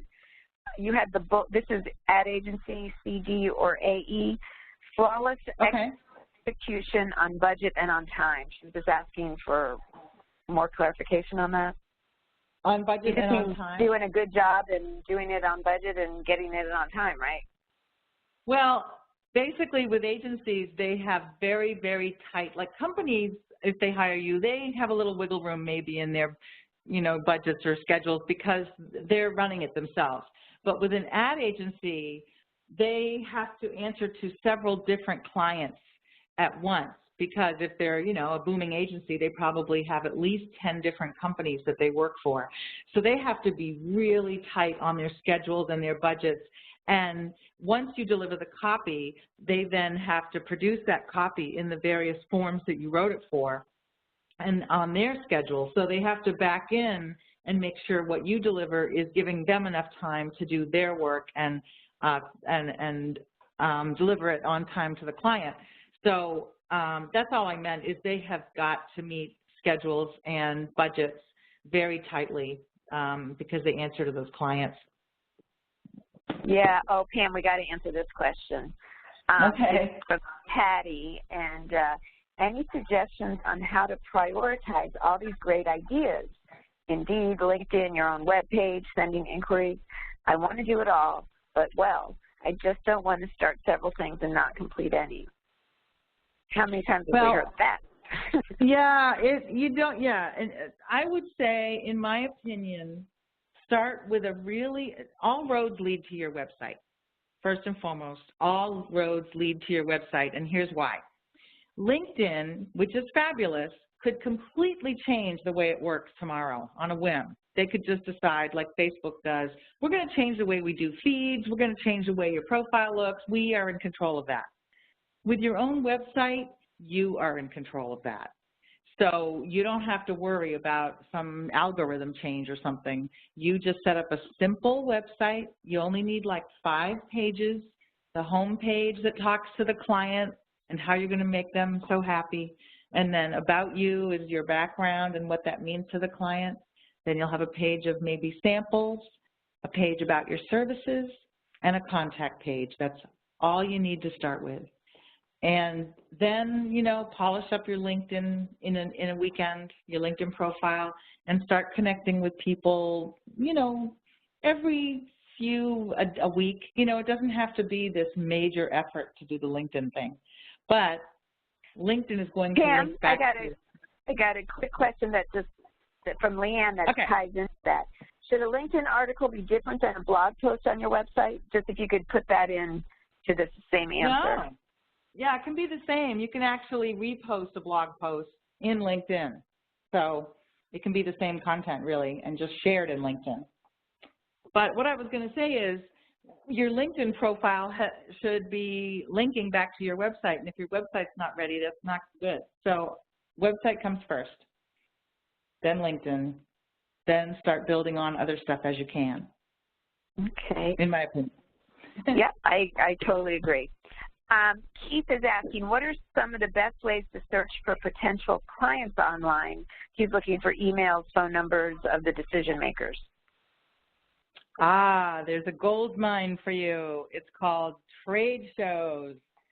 So, for example, in the veterinary industry, there's an annual show that I just went to last month called NAVC, North American Veterinary Conference. And you go to their website and you scroll down the conference section to find the exhibitor list. And right there is a list of 720 plus exhibitors with links to their websites, what they do, their contact info. It is the best thing in the world to check out trade associations. That's a great idea. But then think about, too, if you're looking for local businesses, maybe your Chamber of Commerce has something. Yeah. And it may be that you have to dig around a little bit. It may be that you have to send an email to a couple people within the organization to ask who hires copywriters, who is in the most need of copywriters right now. You do have to get a little creative. There's also, a wonderful resource from Target Marketing called Who's Mailing What. And if you go to our website and Google that, search for that. It's expensive. It's not a cheap service, but it lists every major marketer in the country, actually, and international as well, and does include the marketing director's contact information as well as information about what it is that they mail. So, there's plenty of ways to do it. You just have to do a little bit of that legwork.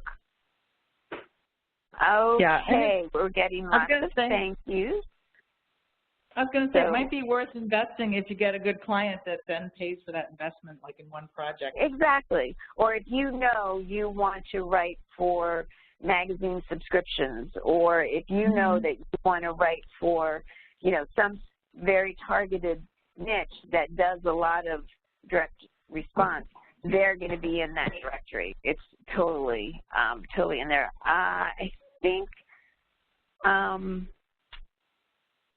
Cam, do you see any that I've missed? There might be some new ones. What kind of niche would be wise for a nurse to identify, please? I really would like to recommend that you go through the niche inside AWAI that we did, because we can't just give you a quick answer on that. I don't want to shortchange your answer, and we did spend a whole hour on it because there's so many opportunities there. You could go within the B2B world. You could go within speaking to other nurses. You could go talking to people who need nurses. Once you start peeling back that onion, the possibilities really are endless. It could be on a specific concern or a specific type of practice. It really is endless. Okay, we're getting lots of good questions. Oh, this is kind of off topic, but how good of a storyteller do you have to be to excel at copywriting? Well, it certainly helps. Being able to tell an engaging story is a big part of being a copywriter. But if you don't feel that you are, don't let that stop you, because it can be learned. And that's what we do in our programs. That's what you'll learn by just reading all of our materials. If you have that skill, you are hitting the ground running. But if you don't have it, don't let that hold you back.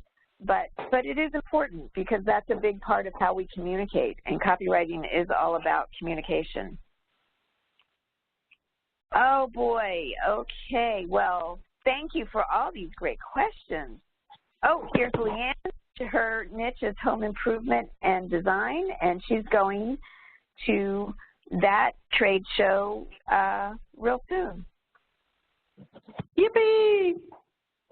Okay, just need advice. Okay. The recorded version will be on your member page, or will be on the Inside AWAI page, I'm sorry. So you'll be able to find it there. Early next week, probably. Tamara is asking, so if I were to research local restaurants and approach them, would it be better I have something set up online like a website or a LinkedIn first? It's not necessary. It's a nice to have, but if there's if you're approaching, let's say, local restaurants, I think you can do it in person. I think if you write them a persuasive letter to get started, if you have some samples available to send them, that would be fine. A website is pretty much like a business card these days, so it is good to have it up, but if there's an opportunity, don't let not having it up yet stop you. Does that make sense? Yeah.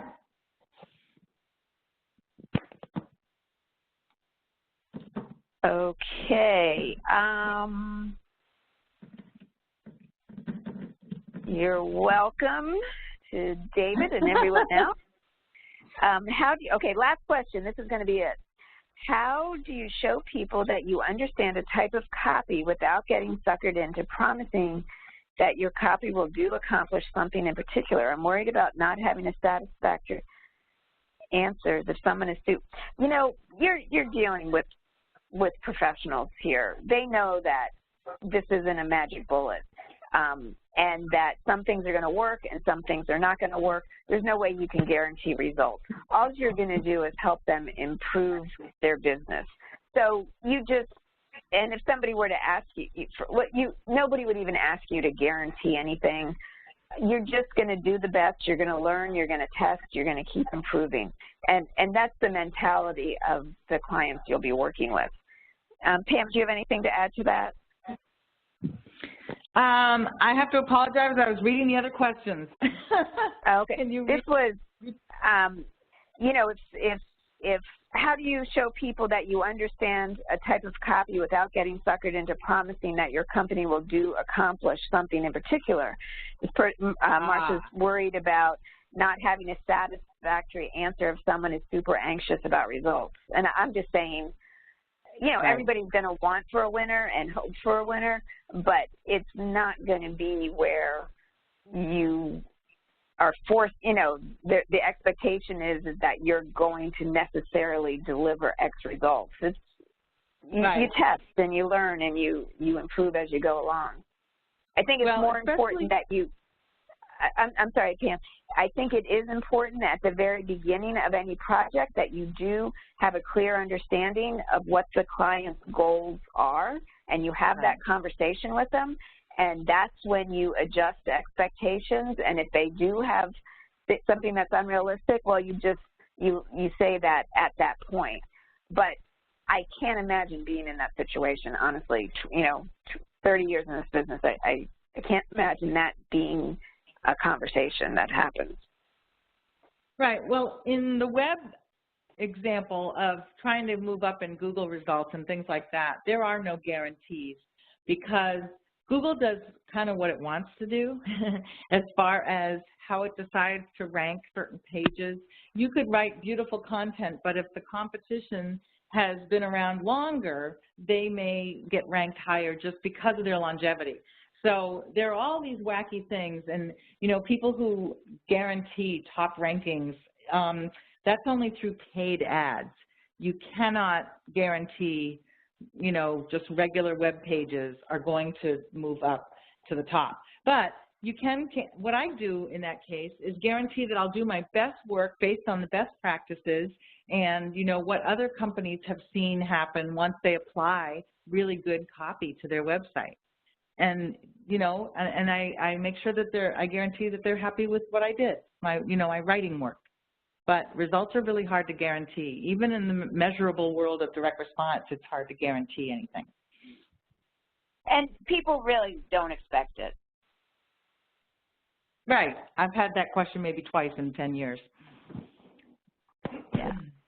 Okay. Well, I think we're ready to go here. Let's see if there's any last-minute ones. Everybody's so appreciative. Oh, and Scott's ready to get to work. So good job, Scott. Lots of homework. And thank you. I was going to say thank you guys for putting up with the technical glitch of my neighborhood going out of power for 20 minutes or whatever it was. No problem. We just roll with it. That's how we work here. So that's right. Okay, well, thank you, everybody, and I hope you'll join us next month for our next Inside AWAI. And I do hope, you know, we covered a lot here, and we had a great dynamic conversation. So please go back and re-listen to it, study the slides, think about how you can apply first one of the things that you've learned, then the next thing, then the next thing. this all is a building process. And I just want to stress again, it really does start with having the foundational skills, because that's going to give you the confidence to move forward and to start approaching these clients. And anything we can do to help you with that, you know where to find us. That's what we're here for. Thank you, Pam, and thank you to everybody for being such a great group to have this conversation with. Thank you guys so much. Bye. Bye-bye. In this module and over the last couple of videos, I've been trying to share some insights into why and how social media is so different as a medium, and why it is that companies have to change their stance, change their outlook, change how they do things, and of course why and how this gives people like us an opportunity to help those companies. So in this video I just want to illustrate the point further by using a little case study here, looking at a fellow called Casey Neistat. Maybe you know of him. So very quick case study, because this is really interesting. So Casey Neistat is a vlogger. That is to say, he is a video blogger. He has a YouTube channel, so he's also what is known as a YouTuber, and he has 7.5 million subscribers to his YouTube channel. Now, we're always throwing around big numbers when we look at social media, but let me give you some context there. The New York Times digital subscriber base is 2.2 million. All right, major newspaper, been around forever, and they are very pleased with their digital membership at 2.2 million. Casey Neistat, an individual vlogger on YouTube, has 7.5 million, and he's not the biggest by any means. So we have individuals with personal channels on YouTube who have more reach, greater reach than some of the most established media properties in the world. So this is just pretty amazing just at this point, before we even look into some of the stuff this guy does. So he started off, I think he started off, you know, from hey, this is not, he didn't come from a privileged background. I don't think anything was given to this guy on a plate. He kind of struggled from the ground up. He got into movie making. He eventually got a contract to do an HBO TV miniseries. He's done some commercial work. He's best known for his social media and his vlogging.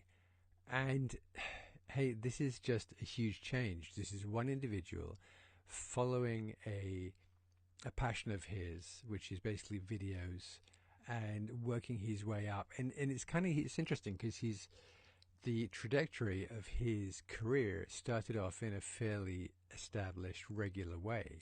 Is that he was, making movies, TV miniseries. This is the way, TV commercials. This is the way that filmmakers make a living.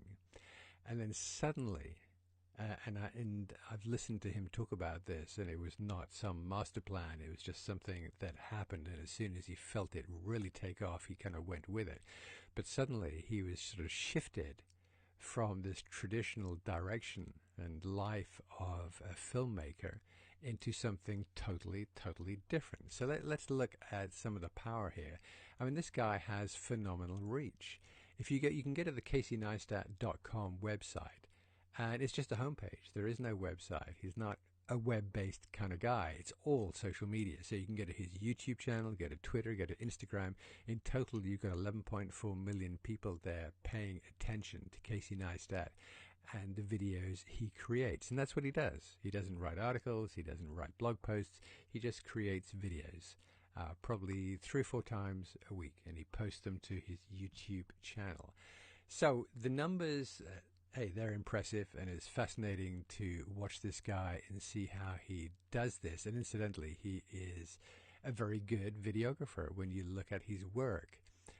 He's really good at what he does. He's really good at shooting video and editing video and putting together a 6, 7, 8, 9, 10 minute video and posting it to YouTube. It's very entertaining professional work that he does. So let's have a look at how that may play out in terms of the world of commerce, which of course is the world that we play in. So quick case study here, Emirates Airlines. they wanted to promote their very high-end first-class cabin on their long-haul flights. So they hired Jennifer Aniston. So very well-known, very well-respected TV from Friends and movie star, very widely liked and recognized. So they were really following the traditional route of getting an endorsement from a known movie star who would be liked by the majority of people watching the commercial. And they did this. This was a kind of made for YouTube commercial primarily, and they did pretty good. The Emirates channel has 224,000 subscribers, and they got a little over 6 million views. And they were probably delighted by that because, remember, this isn't like a TV commercial, which is an interruption, an intrusion in a TV show that we're trying to watch. And we have that kind of filter and resistance to that TV commercial because it's getting in the way of the reason we turned on the TV, which is to watch the show. When people go to YouTube, they are choosing to spend their time watching these videos, the videos of their choice. That's where this isn't an interruption, this isn't an intrusion, this is the reason someone went to youtube.com to look at some videos. So, really not a bad showing at all. Then along comes Casey Neistat, and he wasn't actually, there was no arrangement, he wasn't paid to do this, but what he was offered an upgrade. He was flying Emirates anyway on some long-haul flight, and somebody smart at Emirates, as I understand it, said, hey, we'll give him an upgrade. But there was no deal, he wasn't paid a fee for this, but he did decide to turn it into a vlog, a video blog. And he does this, he does quite a few of his travel video blogs. So he did this one, again, Emirates is the same first-class thing that Jennifer Aniston was looking at. He does his review to his audience. And what have we got here? She so this established Hollywood star attracted a little over 6 million views. Casey Neistat, who's never achieved, never been in a TV show or a movie, almost 41 million views. So this is the potential power of social media. This is why social media is turning the world upside down for a lot of companies, because they look at this and they shake their heads and say, how do we do that? How can we compete? How can we get past the old school way of hiring spokespeople like Hollywood movie stars? How can we find the right vlogger? How can we find the right Instagram star? How can we kind of piggyback this shift, this dynamic where, like I've said in previous videos, sometimes the most powerful publishers, the most powerful editors are not the big Madison Avenue publishing houses or the big Los Angeles movie studios. The most powerful people are individuals who work their way up the food chain and produce good work and then become trusted. So, companies have to rethink, how is it that they're going to reach? How are they going to maintain or establish kind of credibility? Because to be honest, hey, I'm assuming most people like Jennifer Aniston, but who are they going to trust more, her or Casey Neistat? I mean, we know that she's being paid. We know it's a professional endorsement. We know, we understand that. And now then we got someone like Casey who we choose to watch because he has this following of people who watch him, all the time whenever he puts up a new video, who has greater credibility. I think he does. Influence. It goes back to credibility. Who are you going to believe most? Who's going to be the most influential reviewer of Emirates Airlines? Jennifer Aniston or Casey Neistat? I think probably Casey Neistat. Loyalty. I mean, Jennifer Aniston is principally known for movies and TV. She's not known for social media. Casey Neistat is known as a YouTuber. So loyalty, yes, he's got all those subscribers. They watch all of his work. He had that tremendous fan base, this loyal tribe of people who pay attention to him. And more, I mean, companies have to rethink all of this. They have to rethink how they present themselves online. They have to understand that the power in many ways is moving away from old school marketing practices and broadcast media and is moving into the hands of a whole new breed of stars, of publishers, of editors across various social media channels. Okay, that's it for this session, and I'll catch you with the next video. Thanks.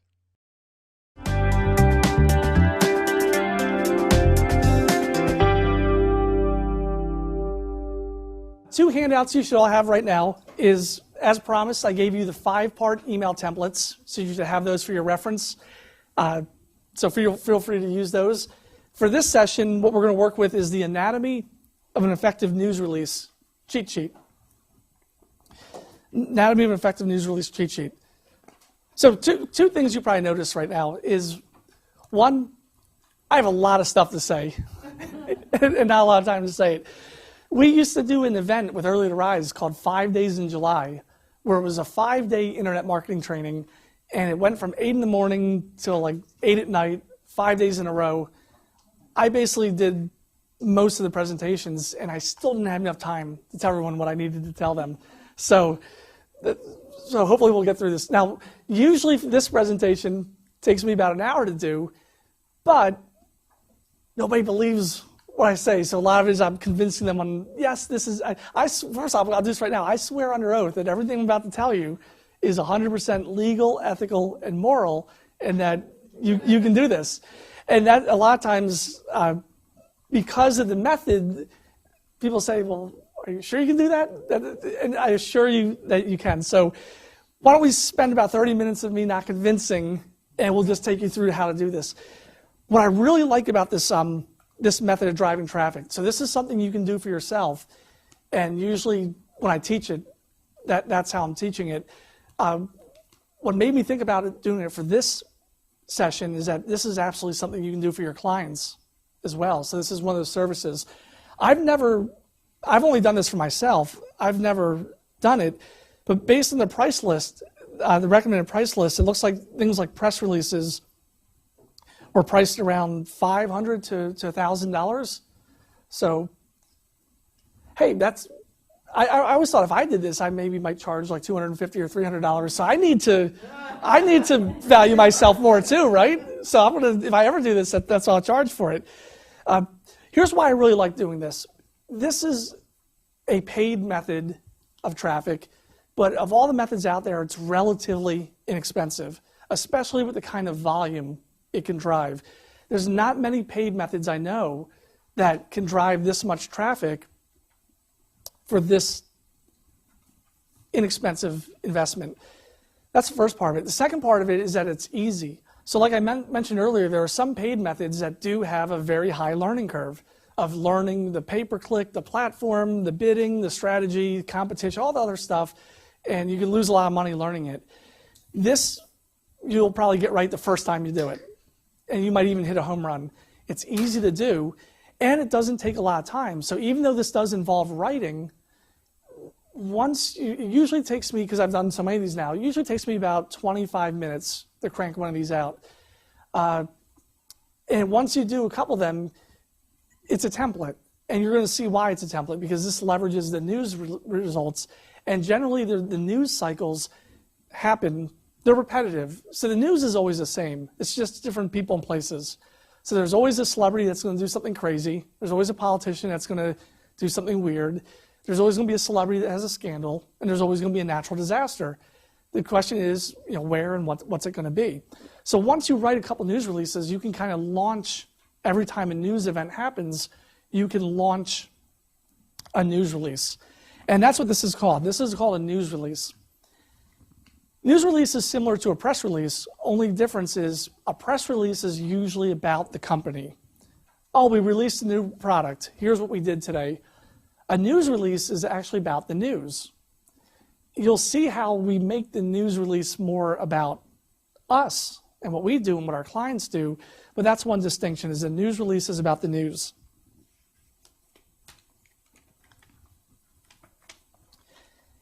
Now, the way that this works, the way this drives traffic is, we've all done Google searches before, right?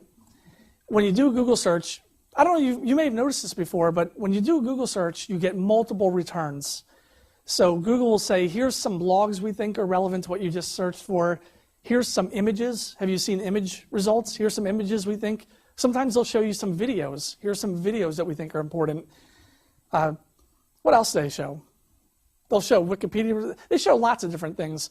If you ever notice, sometimes they'll actually show you news stories. They'll say, here are some news stories that we think are relevant to what you're doing. And then they'll list a handful of news sources, and then you can click on those or go look at all the news stories. The way Google does that is basically they're pulling in those news results from all different news sources.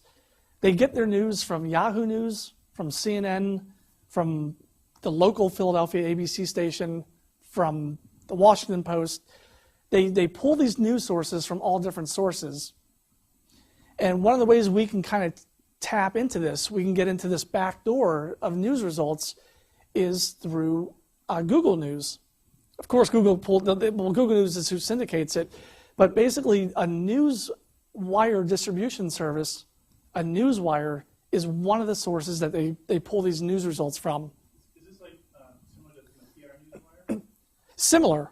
Yeah, absolutely. Basically, it's a syndicated, you're submitting your news release to like a syndication service, and it can get picked up by Google, even Yahoo and the other major. So that's where they pull these news releases from.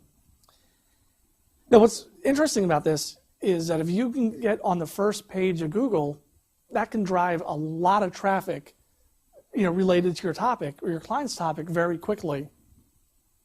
And there's also some other benefits. If you get pulled and quoted in a news story, that can credentialize you as an expert. There's expert positioning.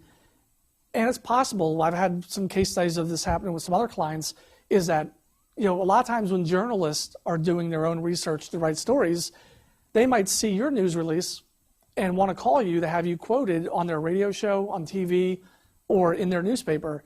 So that's another positive externality that can happen. So that's the big picture I want you to think about, is basically we're going to write a news release. We're going to submit it to a news release syndication service. And the goal is that this gets picked up by Google on the first page, and it just drives a ton of traffic really inexpensively. That's the big picture. Is everyone clear on that so far? Pretty straightforward. Now, the best way to teach this strategy, I think, is through a case study, and that's what we have here, and that's what we're going to work through. So on the second page is the actual news story. So I'm basically going to walk you through how to write a news story. You'll see that these are really short. They're really simple to write. And then there's some fill in the blanks on the back that will take us through kind of some of the finer points of this. So the case study here is, well, first of all, the big idea is, what are the news stories that are going on in the news right now, and how can we take what we're doing or what our clients are doing and tie them into that and make them part of that news story, or get them quoted as an expert on what's going on the news. For this particular case study, the market is men's fitness market. So that's the market.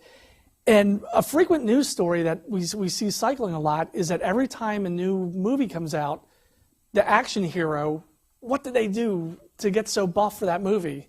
Or what diet did they do to get those six-pack abs? How did Brad Pitt get so buff for that Spartan movie? Or how did Taylor Lautner do for this? So how did the actors beef up? So for this particular market, with this particular client, and at the end I'll reveal to you who the client is and all that stuff, but for this particular market and this particular client, that is a recurring news story. New movies come out, so every time that happens, basically we newsjack that story. That's the term for this type of thing. It's called a newsjack, and that's basically trying to tie yourself into what's going on with the news media. So we basically write the news story. The first thing you'll notice is, number one, is the headline. So this says, Man of Steel release spurs interest in Henry Cavill's Superman workout. So for number one, for part A, what you want to fill in is that this is going to be a news-related headline, plus a topic-related headline, And really all you're doing here is you're blending in what the news is saying with what you want to say. So basically what the goal here is, we want to get ranked for the Superman workout, and all the frenzy, all the news is talking about, oh, the new Superman movie just came out, and we just blended the two together. So Man of Steel release, what the news is talking about, spurs interest in Henry Cavill's Superman workout, what we want to talk about. And that's really the main idea. Let's see, I'm throwing myself on this. I haven't even watched the news in the last couple of days. But really, anytime a news story breaks, you could just say, well, okay, what are they talking about, and how can I just tie it into what I want to say? What's going on in the news right now? We're all, because we've been locked in a hotel room for 3 days, we don't know.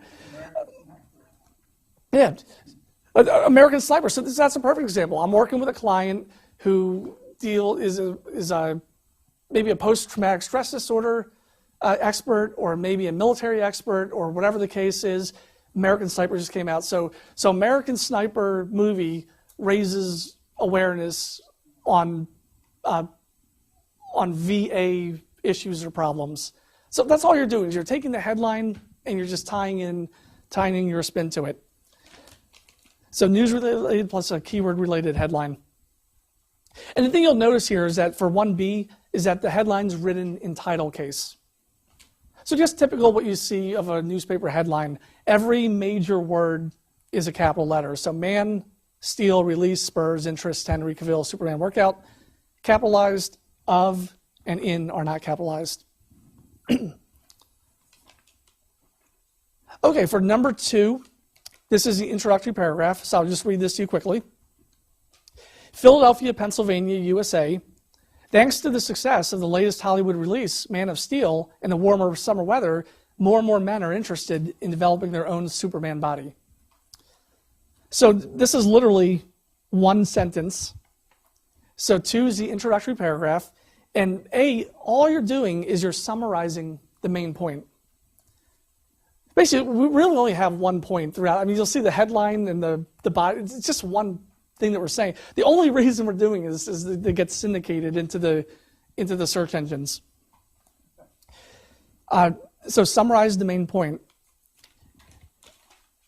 And that could be just a repeat of really kind of what the headline says. You know, thanks to the recent success of the American Sniper movie, more and more people are asking questions about how we treat veterans with post-traumatic stress disorder, if I were working with a client who does that. So that's just summarizing the main point. But these are actual facts, so you're not making it up. Oh yeah, these are facts. And I'm going to tell you, when we get into the actual facts, you'll see how silly that is, how great that is. Yeah, of course, these are all facts. One thing I'll say real quickly, how I write a news story is basically I get the ideas from just watching the local news or going to CNN.com to see what the news is. And then what I'll probably do is, if I see a news story that I want to do a news jack on, I'll just maybe read 3 or 4 different articles. I'll read, well, what did the CNN write about it? What did ABC News write about it? And I'll just gather my own facts, and then from there, I'll write the news story based on my research and my interpretation of it. They say if you copy one person, it's plagiarism, but if you copy 10, it's research. So you're okay to do that. And that's really how I do it. And you see, though, it's not a lot, though. You'll see the length of these are very short. So it's not like a lot of research you have to do to get that. Yeah, so 2, you summarize the main point. You'll notice also with 2B that there's a location stamp. So Philadelphia, PA. Generally speaking, here's how I handle the location stamp. If I'm in a market where basically I'm in information marketing or I have a national audience or whatever the case, I'll just cite the major metropolitan area. So I live in a suburb 40 minutes outside of Philadelphia, PA. When I do news jacks, I just say Philadelphia, PA.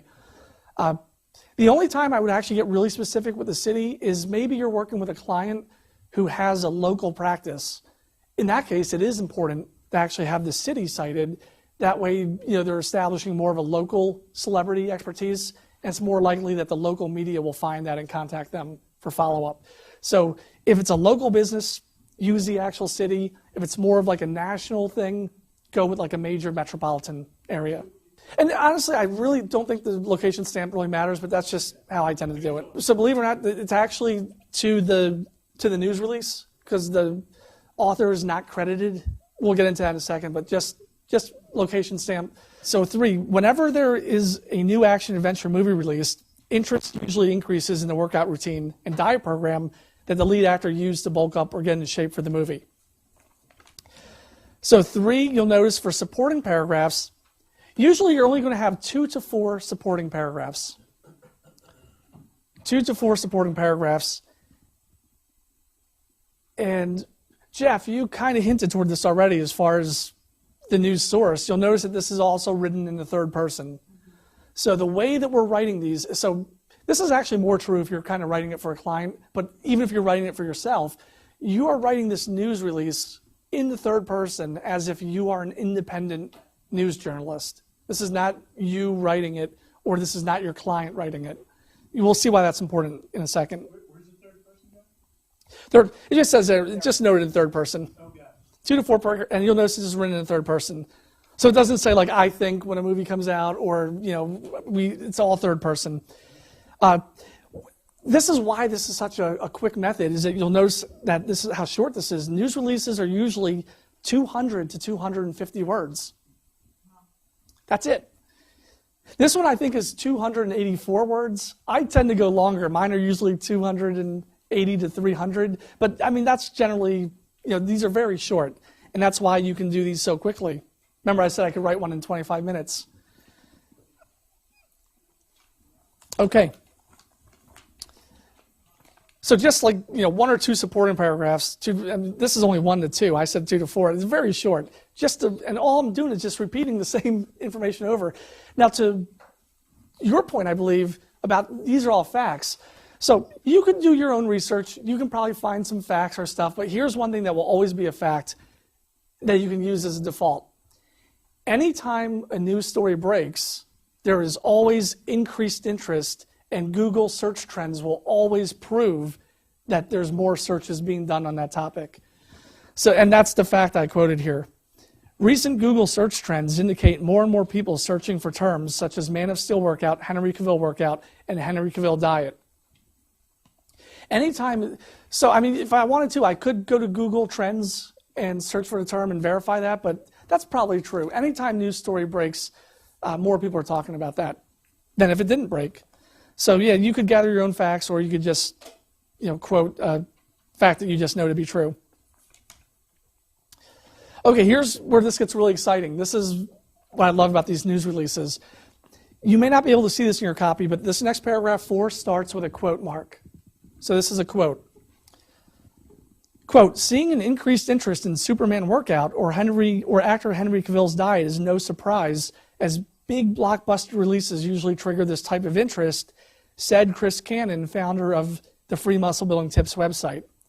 Combine this, the movie release, with the official release this summer, and you're sure to see a lot of people wanting to use Cavill's same workout and diet routine to get in shape.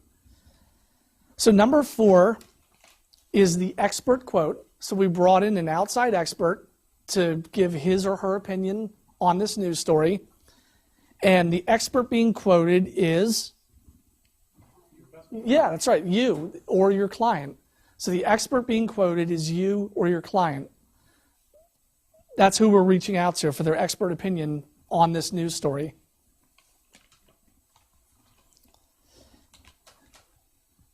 And then here's the part I really like too.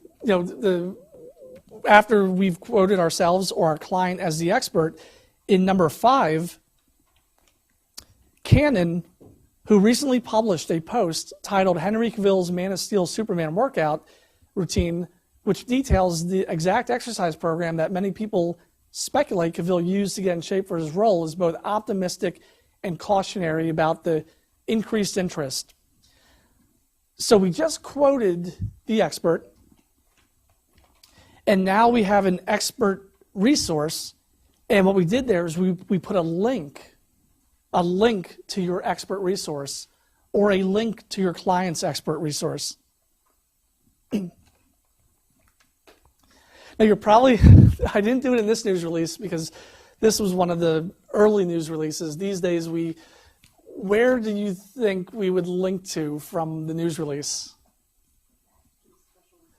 The expert resource. The expert resource would be the free report, and it would link right to the landing page of the free report. Remember I said at the beginning, you just have to believe everything I'm saying is true, right? So two things you need to believe right now is that, yes, you can write a news release and you can quote yourself as the expert in it. And two, yes, you can link directly to your resources in it. This is a good place to bring this up real quick. So Matt, here's the psychology of what's happening here. I'm a potential prospect. I just did a Google search for this news story or the related thing, because you'll either get picked up for the news story itself or the related thing. And now I saw a news story that Google is promoting, that this, right next to ABC News and the Wall Street Journal is my news release. So Google has already endorsed me as this news release as an authority. I come and I read the news release. And now there's an expert being quoted in the news release. Remember, there's no author to this news release. I don't even know that you wrote the news release. But now there's an expert being quoted in it, and now, there's something I can get more information. So by the time they get to you, you're already positioned in the news as an authority expert to them. So it's great positioning. Because the way that these are syndicated, have you ever seen a news story where it just said by like the Associated Press? And basically that's what's going to happen here. So we're going to syndicate this through WebWire, but this news release was syndicated by WebWire. And there's no author or journalist associated with it. Other ways that other experts use this is sometimes people want to link directly to their book on Amazon. Sometimes people want to link directly to their program or their sales page. So basically, the point here is you can link to anything you want. You can link to your squeeze page, your landing page, your sales page, your book. Generally, I would probably use this for list building purposes. I generally go to a landing page, or it won't help with that SEO anymore. So 5, we're kind of wrapping it up here. Canon, we did the expert resource. And then the final paragraph, 6, ends with a quote as well. Usually most news stories just end with like an additional fact, or they end with like a final quote. I usually like to end the news releases with a final quote. While it's always good to see more people interested in health and fitness in general, I would caution people against jumping right into a workout routine as brutal and demanding as this. Of course, people should check with their doctor before starting any new fitness program. So 6 is just a concluding paragraph. And as I mentioned, this is already filled in. I end with an additional quote or another unmentioned fact. And you'll notice something else I do. This is more, you don't have to do this at all, but I kind of do this because I'm a sneaky, evil marketing guy. But 6B, it builds tension and leaves the issues unresolved. Builds tension. So basically in this news release, to quickly go over it, I said, hey, the new movie came out. Everybody wants the Superman body. Hey, I researched this. I know all about the Superman body. I can tell you how to get the Superman body. And then I concluded by saying, oh, you know what? You really probably shouldn't do this because you should really learn more before you do it. But in this case, the expert resource was I said I can tell you that. So that's kind of how the overall psychology of the news release is that you're not really telling them anything. You're just letting them know that you have information available, so you kind of just build tension, leave the issue unresolved, and it makes them just want to go and get the free thing more. This could be really effective with a free report strategy as far as, though this is getting a lot of attention in the media, you probably shouldn't do this because there's right ways wrong to do it. By the way, I have a free report that shows you how. So that's how that ends. And finally, this is actually another interesting point. The final paragraph, number 7, ends, the free muscle building tips website, link to website, is dedicated to ethically analyzing the latest celebrity workout and diet plans, reviewing fitness training systems, and providing sound opinion on effective muscle building, fat burning, and nutritional information. What does that sound like? That little blurb at the end. Kind of sounds like a 7A. This is just like your elevator pitch. What's interesting about this is that even though this is a news release, they actually want that in there. They want a little blurb at the end of the news release that tells more about whoever's involved with this news release. So that can be like your elevator pitch. That could be about you, about your company, or about your client and about their company. And really, that's all there is to writing a newsjack. So you can see, like, once I've written this one for this particular news story, every time a new workout action movie comes out, I can do a new news release.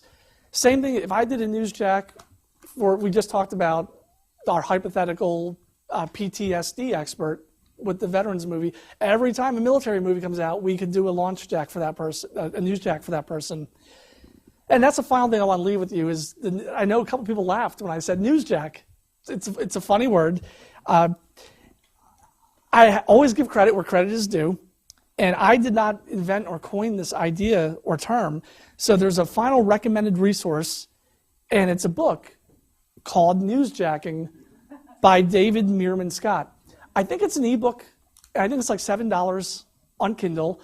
And if you kind of, a lot of people got a kick out of this. And that's the final thing I really love this method, because I think for me it's fun. It's fun to find news stories. It's fun to see how we can tie into them. And sometimes it's really just fun what we can get away with. What's interesting about David's book, if you want to explore it more, he does this more at a high level, corporate level.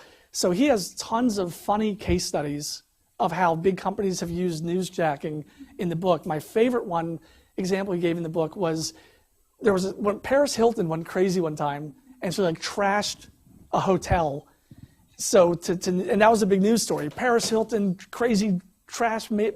So Steve Wynn, is he from the Wynn Hotels in Las Vegas? So he actually did a newsjack and came out and said, we are formally announcing today that Paris Hilton is banned from our hotels. and basically, all of a sudden, the news cycle turned from Paris Hilton to Steve Wynn, and that was a classic example of a newsjack. So not required reading, but if you want to learn more, check that out. So definitely use this. Real quick, results-wise, every time we do a newsjack, we generally get a few hundred to maybe a few thousand visitors. That's not uncommon. You won't always do well. Some of these may miss. And the best newsjacks that me and my clients have gotten have literally driven 30,000 plus visitors. The place you want to do them is at a website called webwire.com, and it's $30 to submit a news release. Is that crazy? That amount of traffic? That amount of traffic for that? So that's per news release. This is something you can immediately do. It's actionable, and you can see those types of results really quickly. So I would love nothing more to hear your success stories from when you do newsjacking. So thank you so much. I appreciate all your attention. Any questions? I'll be here the remainder of this day and week. Thank you.